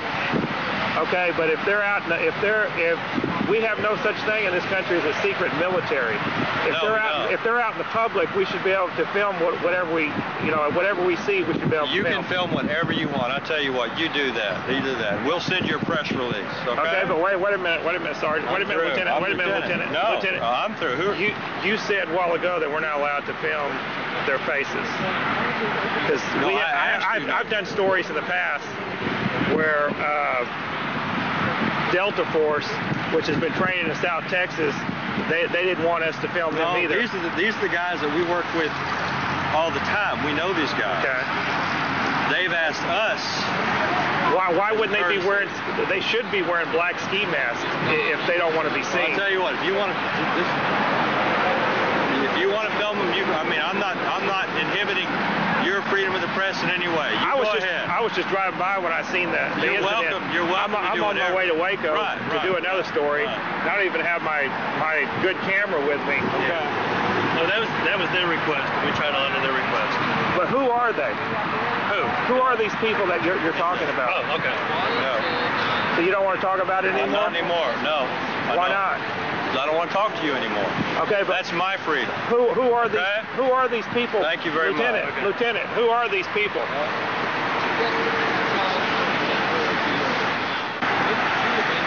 You're not willing to tell us what's going on here. I'm not right now. Why not? Well, because you don't seem to be very cooperative with me. Oh, I'm very cooperative. I'm very cooperative. We just get stuff. I understand. We just get stuff. We don't want the party line. We want to know the scoop that's going on. Well, I would be happy to tell you that. Okay. Whatever you want to say. Whatever you want to say. I've been talking to the media for about a year and a half. You're the first one I've ever had once you get me on camera doing everything. I've been doing this for a long time. So you just make me feel a little nervous. No, I just want to. I just want it nervous just because I'm asked a question about who these people are. No, because you're trying to get me on camera, trying to like I'm a part of a conspiracy or something. It's a conspiracy. Okay, here's my feelings of this. We should be able to film whatever we see in open public. You can. But you said a while ago when I first walked up that you didn't want us to film whoever these Army guys are at Fort Hood. Now, a tactic we use when the police are being a little bit ornery or other so-called public officials or public servants, we like to aim the camera at the ground or to the side and basically get the audio. Now, you're going to hear, some interesting revelations here in just a second. Them admitting that the military does some things and they don't want the public to, quote, know what they're doing. So listen carefully. Like these guys I work with all the time. I wasn't saying I was going to do it. I'm just wondering why we... They asked, that was why. They asked us because they do stuff that's something like this or whatever, and they just didn't want anybody to know what they did. Yeah. Which for us, these are the guys we work with. So how far can we get where we can just get some shots? Well, how far do you need to get? You want to get right up in here. Yeah, where we can see what they're doing. Oh, coming over here.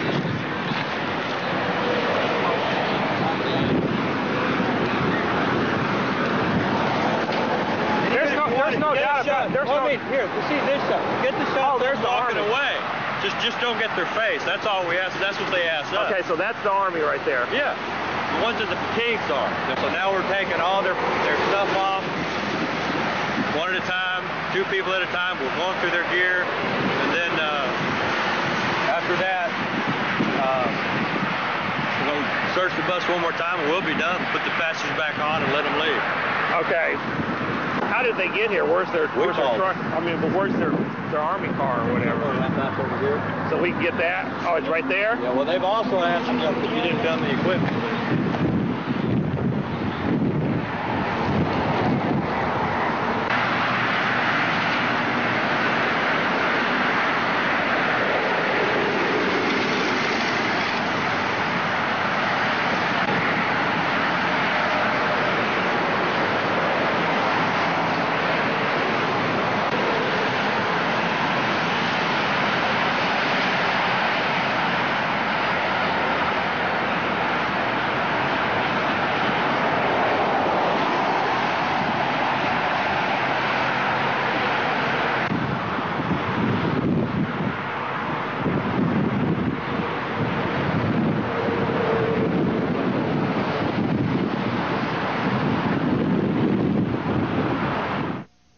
According to Mike Hansen, and the tape does show it, that gentleman right there seemed to be calling the shots, the plainclothes gentleman with the police officer.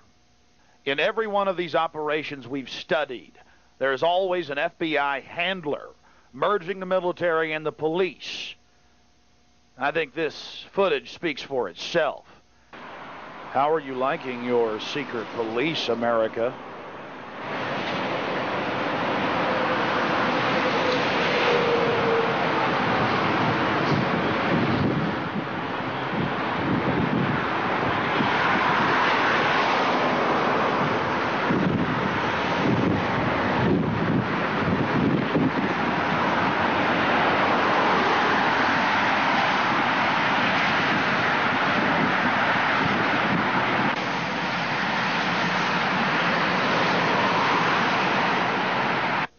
Mike Hansen only had an hour and a half of videotape in his camera, so he had to leave. We're told the exercise went on for 9+ hours off of I-35. Mike had been there about an hour requesting some type of press release of what was really happening, when suddenly this silverish blue Crown Vic pulled in, and some type of law enforcement officer, some other handler, gave a copy of the memo to the Temple Police, who in turn gave it to Mike Hansen. And we'll show you some video of that here in just a second. And the reason we're proving that we got this document from Fort Hood is because it's so shocking. They admit that they served search warrants to people's homes with local police. We're talking about U.S. military in police or camo uniforms busting down people's doors.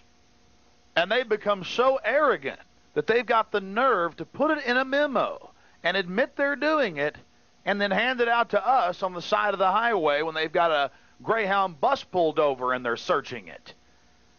It doesn't get any more secret police than this. The military, working in civilian law enforcement, welcome to Mexico or Russia. How you doing? I give you this. Good. This will explain what they do and how they do it, and why they do what they do. Okay. Okay, but our only question is the military is not supposed to be working with local law enforcement. Right. Y'all are supposed to be taking care of these problems. Not military is supposed to be Bosnia. Right. That's what this explains. Okay. The agreements. I'm glad you gave me this. Right. This is their document that says why they do what they do, the agreements they have with civilian law enforcement, and that kind of thing. Why the military is hiding their faces? Oh, I don't know. That's what they ask. I understand that, but they if they're doing something just, if they're doing something just like y'all are, they should have their faces. What I would suggest you do is ask Fort Hood spokesman. Believe me, this is going to be a 2-hour show tonight. Believe me. Okay. All right, thank you, But sir. I didn't want to get that to you. All right. Mike had been there about an hour when suddenly dump trucks from the city of Temple, Texas started showing up. Mike witnessed the police and the military ordering and directing them around to block Mike's camera view as well as the view of the mainstream media. Again, if the police and military are just working together to keep us safe from mad bombers, why not let the media get a view of what's happening? The facts are, my friends, this entire mission from our sources at Fort Hood was nothing less than a training mission. Of course, unfortunately, the local Temple police weren't let in on this secret, and neither were the terrified people on board the Greyhound bus or the driver. All of this at the public's expense. Unfortunately, it only gets worse. The Des Moines Register in Iowa, March 28, 2000. It seems it's an everyday occurrence to have the National Guard out for, quote, safety checkpoints being conducted with local police. Also in the April 10th, 2000 edition of Around Iowa. It seems they're having to propagandize the local public via the papers and condition them that it's okay to have the military out in police uniforms and dressed as civilians. Oh, that's not a telltale sign of the secret police. But don't worry, it says questions have been raised about the use of plainclothes Iowa National Guard troops. But Major Michael Cohen, a lawyer for the National Guard, he says there's no problem. Why, he says Congress says that it's A-OK. Well, I guess they've scrapped posse comitatus and we're going the way of Mexico or Russia. How can any serious American watch this? Anyone that has an even basic grasp of human history. My friends, this is the battle for the Republic. Mobilize against it today. You may be saying to yourself, well, it's just in Iowa this is happening. No. Knoxville, Tennessee. There's the Knoxville News Sentinel, mainstream newspaper. That's right, and the sheriff, Richard McElhaney, says, I'll do anything I can to get drugs out of this county. Wonder who's bringing them in, though, to cause the crisis so they can offer their solution. I wonder why scenes like this from Swansboro, North Carolina, are becoming an everyday occurrence, and we're being conditioned to accept it, along with the police and the military. It's all part of living in a command and control society. As we speak, the federal government is stealing private property by the tens of millions of acres. Of course, they claim it's for the environment. But take heart, America. I have a local affiliate to my syndicated radio broadcast in Knoxville, WHJM. We were able to rally against the checkpoints there with the National Guard, and it was put to an end. It was stopped. And right now, Richard McElhaney, the sheriff, is fighting for re-election. That's what it's all about, America, taking action and getting in their face. This is not something that Americans should be made to accept, the National Guard's so-called assistance to local law enforcement. It's all part of a greater federal takeover of every facet of American society and our freedoms. One only has to look at the birthplace of SWAT, Special Weapons and Tactics. Los Angeles, where the police have become killers, not defenders and protectors of the people, where they give each other awards for shooting innocent people. They've now pled guilty to these crimes. Well, here we are in Florida, at the Hernando County Airport right outside Brooksville, Florida, where Army Special Operations along with Air Force Special Operations are training. We'd have no problem with that except for one thing. It's in the middle of a populated area, and most importantly, they're training with SWAT teams. The Hernando County SWAT team, and yes, ladies and gentlemen, the state police SWAT team from right here in Florida. We've seen countless training missions along these lines, some far worse and some less intrusive, all across the country. But make no mistake, this is a new phenomenon right here in America.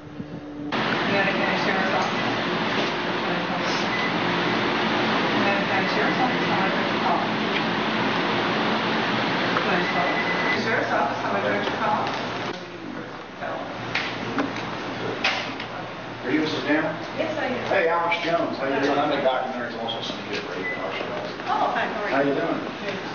We just want to know if we could ask you some questions here behind closed doors or wherever best. About the Army and Air Force Special Operations in conjunction with the SWAT team here in Hernando County.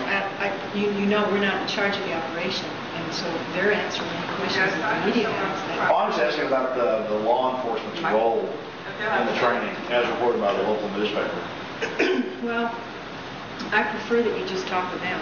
They've asked us to just refer all questions to them.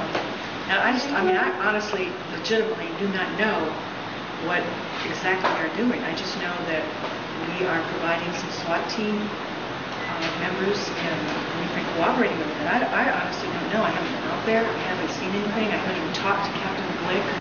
The real story of Brooksville is the way the people behaved. We got the military's training canceled by our presence, but not before we saw the bizarre Twilight Zone behavior of the locals. You listen to some of the broadcasts, and they want to know. Be watching the program to find out what type of training they're getting. How stupid do you think they are?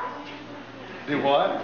The crooks will also be watching to see what kind of training that they're getting. Well, our military will take out the crooks. That's a free country. That's basically what's happening. The military needs Personally, I think the SWAT team training, the police training should all stay a secret. I want it to stay a secret. Because if somebody Your police training the military? If the police are training military, good. They should. They should also learn martial arts.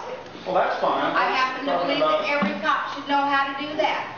And if a crook pulls a gun, take them out. People want to go in. Yeah, hey, listen, I really appreciate your time. Personally, I think the crook should stay stupid for a I mean, you did just clap whenever you said, she was talking about keeping the training secret, you clapped? For our SWAT team.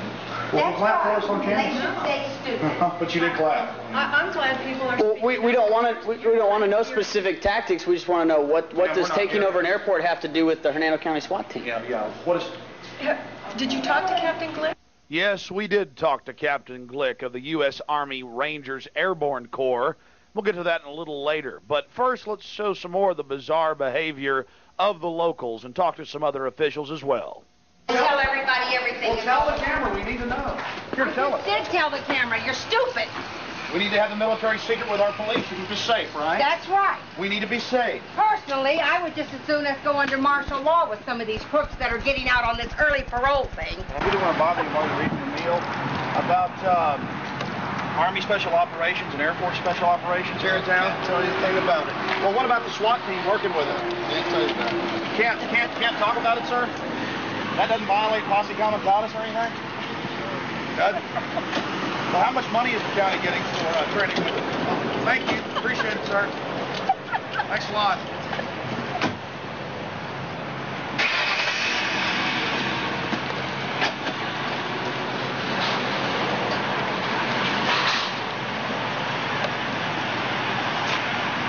Look at the smug on their face. They love it. Driving away in his black Crown Victoria. Get the license plate, Hanson. I got it. We blew their training mission in Brooksville, Florida. You're looking at the Hernando County Airport right outside Brooksville. Since we did this report, they have attempted to set up a Wackenhut prison camp facility with the military at the old civilian airport.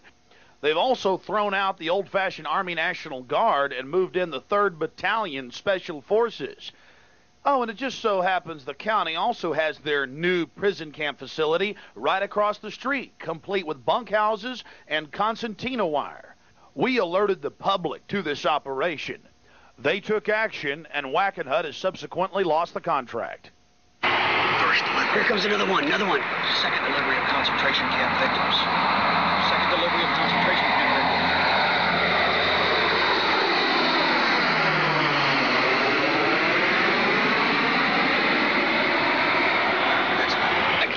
I'm gonna night vision this guy.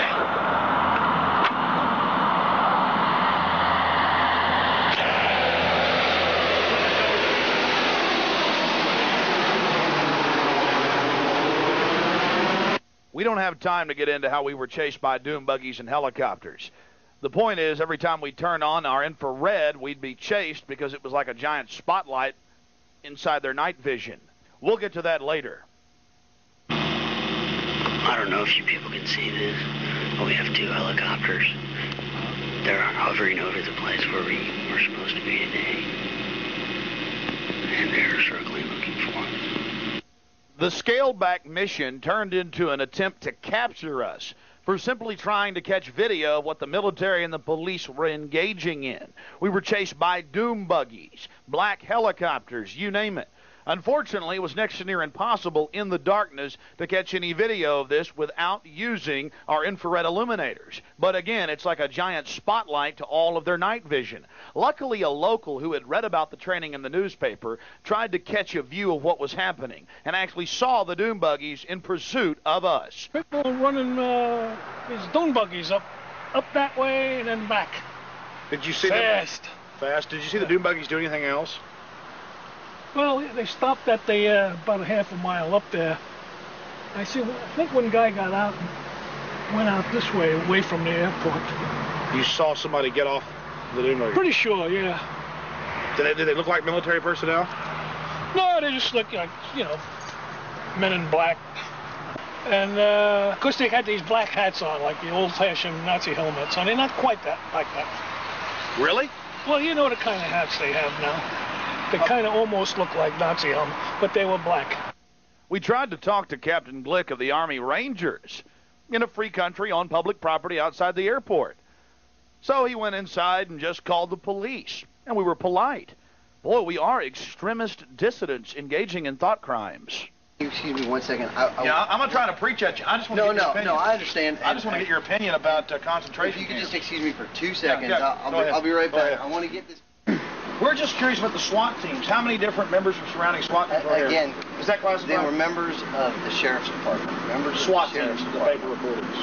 Again, if some of them were members of the SWAT team and some of them were members of the SWAT team. But they were here role playing. Oh, look. These guys. Hey, how y'all doing? Good. How are you doing today? Fantastic. What's going on, guys? Oh, nothing. We're here conducting an interview.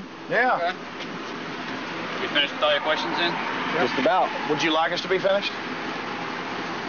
If we don't have anything else and they don't have anything else to answer, then yes. Go ahead. Who called the police? You did? No, I did not call the police. Yeah. Is there a problem here? Absolutely not. Okay. I mean, well, great. Did you hear that? Captain, the captain says there's not a problem. That's fine. We got called here by a concerned citizen. That's why we're here. Concerned citizen. What, at the prison camp across the street, or? I don't know who called. Okay. Did you call, sir? No, I did not call. Call came in as anonymous. Okay. Anonymous, we pulled up here and we're quietly talking with Captain, and then 3 police cars pull up. We got a call from a concerned citizen. Do you have any other questions? No, I just appreciate you guys making this story. Well, thanks for talking to us now. I know it's a late hour. Thanks for talking to me to the first day. Absolutely. We just were wanting to know about the SWAT team. Did you give Alex the number for the sergeant major or whatever? Yeah. If you have a pen and piece of paper, I'll be happy to give it. You know what? We can grab that out of the car for you in just a minute. Our big question, Mike, our big question is simply about the relationship between police and the military growing all across the country. And I couldn't tell you about anything growing all across the country. It's not growing? About that. It's growing. I don't know. You know, Alex, I really don't know. It grows very strong in third world countries. But I will tell you, you know, anything you want to know about this operation, but I think I've answered all your questions. Well, great.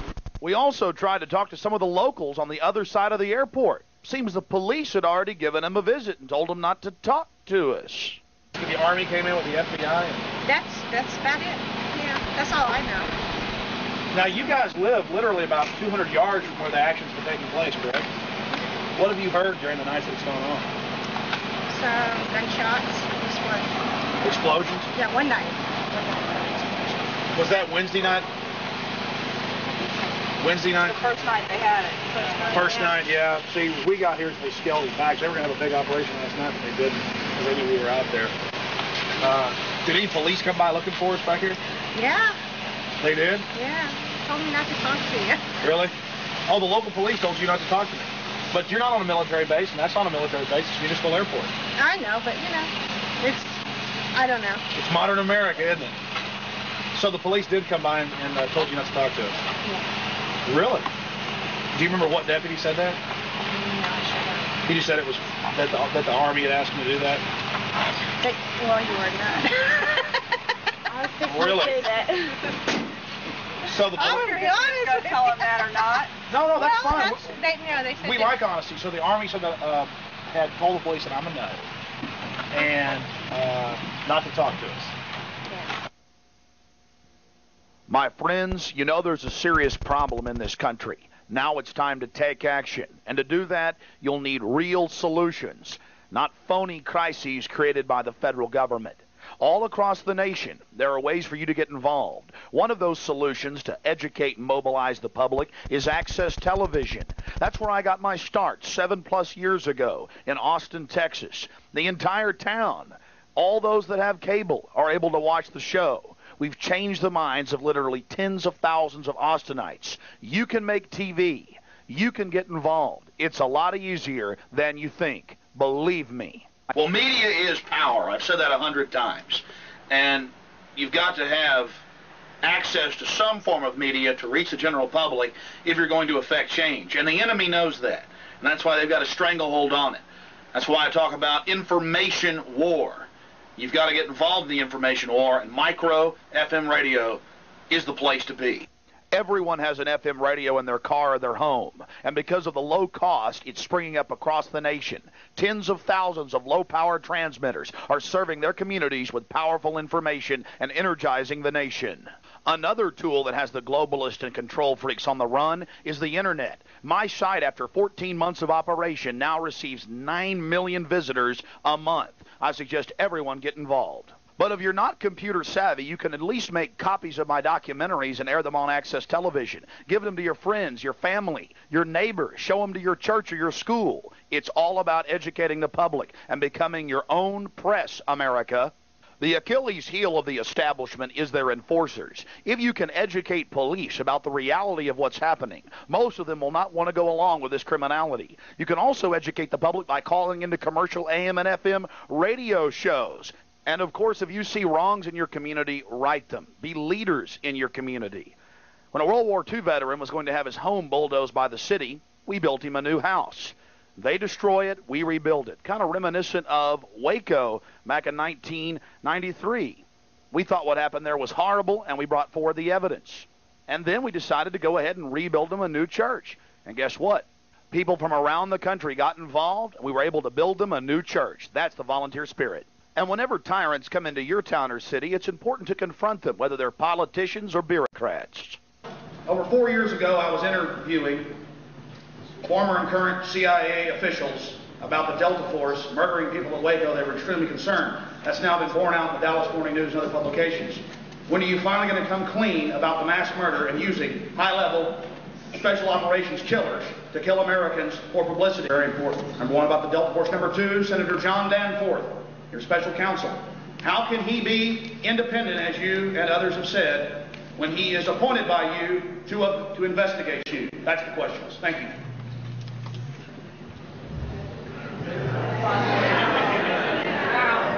The crowd giggled and laughed, and Reno refused to answer the question. Makes you proud to be an American. Two other solutions all Americans and people globally should be aware of.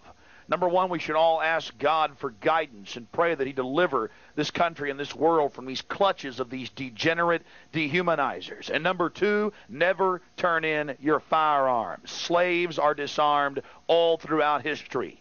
Please make copies of this tape, multiply them, or get original copies at 888-253-3139. It's a battle. Wake up to it. Knowing is half the battle.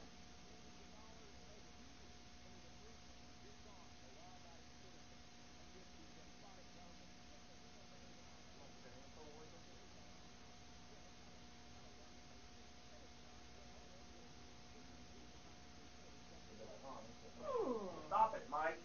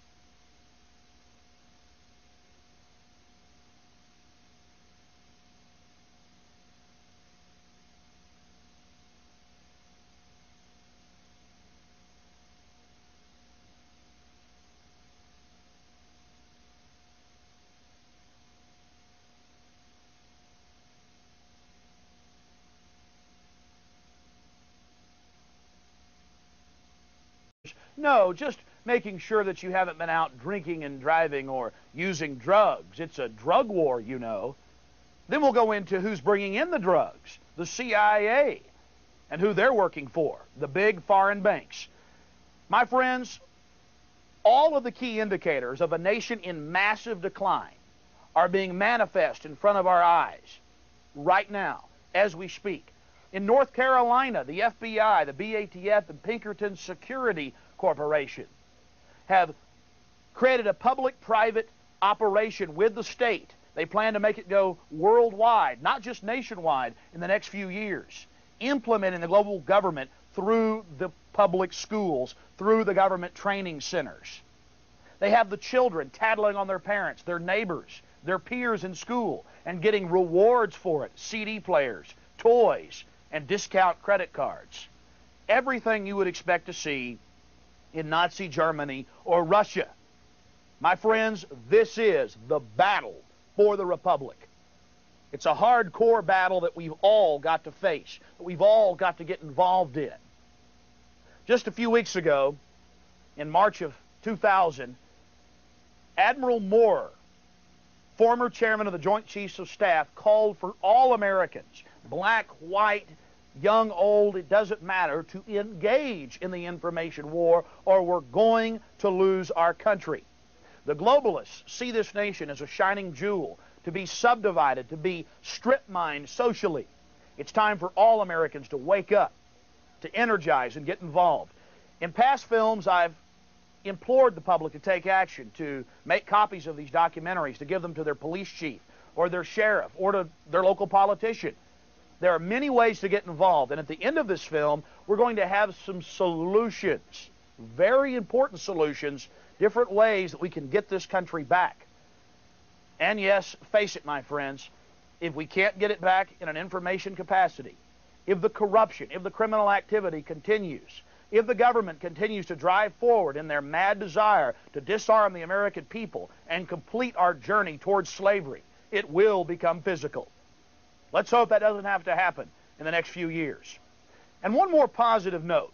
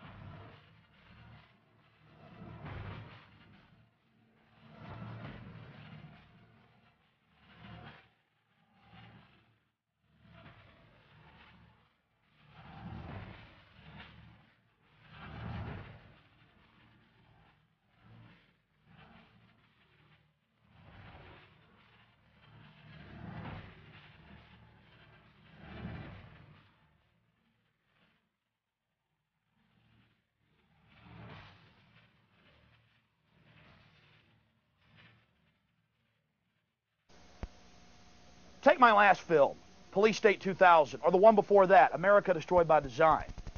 I requested that my listeners and my viewers from my television show in Austin and my radio program, as well as my nationally syndicated broadcast, make copies of my documentaries, to play them on Access Television, to show them to university or high school students. The effect has been massive. The effect has been massive. Because of you, not because of me. I bring you the evidence. You check it out. Again, don't believe what I say. Document and research the different things you're about to see. And when you find out it's real, I know that you'll fight it with even more earnest. I can't even do a radio interview now, and I do between 5 to 10 a week, without callers calling in who have seen my films. And guess what? Very few of them ever got them from me. They got them from you. And I wanted to publicly, here in the new film, thank all of you. God bless, my friends. It's a battle for the Republic against dehumanization and total slavery. Get involved and be part of history. It's the right thing to do. God bless. Here are just a few scenes from the last documentary, Police State 2000, to bring you up to speed on some of the more horrific developments. Then we'll move into their manifestations out in the public sector.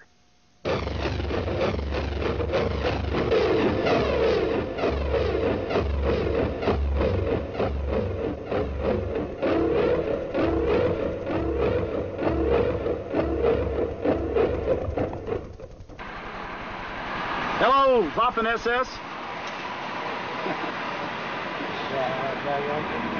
I would have said that, Alex.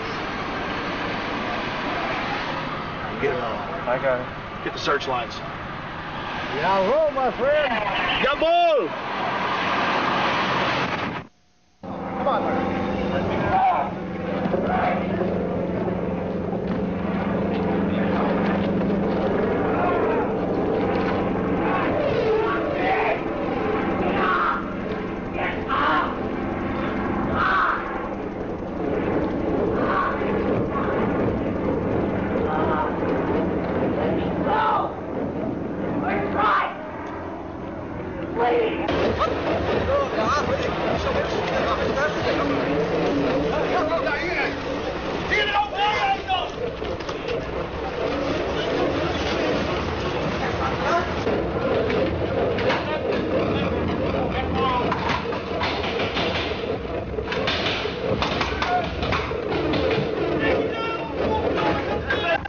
I need to get to the town mayor. She's in a meeting. Okay, let's go and bring those two in. Take it. Got it. Yeah. When are we going to get fed? Thank you.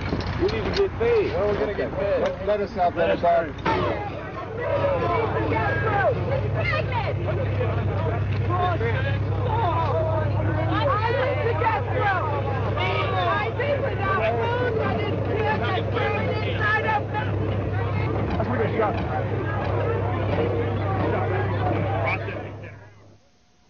Remain calm.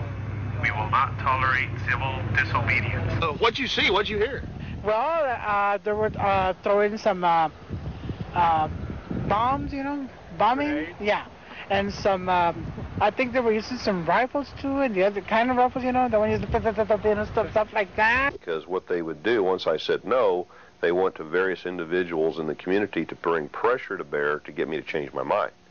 For example, there was a community leader who I have a great deal of respect for, and we have a very good relationship that they went to. I get a call from him, and he says, Chief, there's some people in here that they're in town, and it was part of their role here. It didn't say who it was. They need to meet with the mayor and the police chief. Well, of course, this gentleman, I've worked very closely with him on a number of projects. I said, sure, have him give me a call. Now, I'd already said no. Well, then I find out it's the same group. So they identified somebody apparently that I know that's very high in the community to make an approach to me and get me to change my mind. Well, then, when we said no, then some elected officials were contacted to bring pressure to bear. And then offers were made to give money, cash money, to elected officials' charities if they could get us to change our minds. I mean, you know, as one of my deputy chiefs said, in some circles that's called bribery. And you're just going to go into regular citizens' homes doing this? Actually, the citizens have volunteered their services. They volunteered to be role players. Uh-huh. And they've allowed us.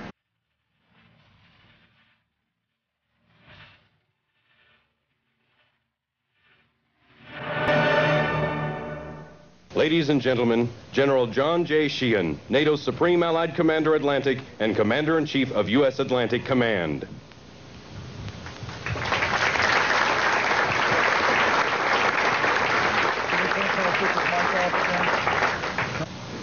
Those of you who are here today are observing an absolutely historic event.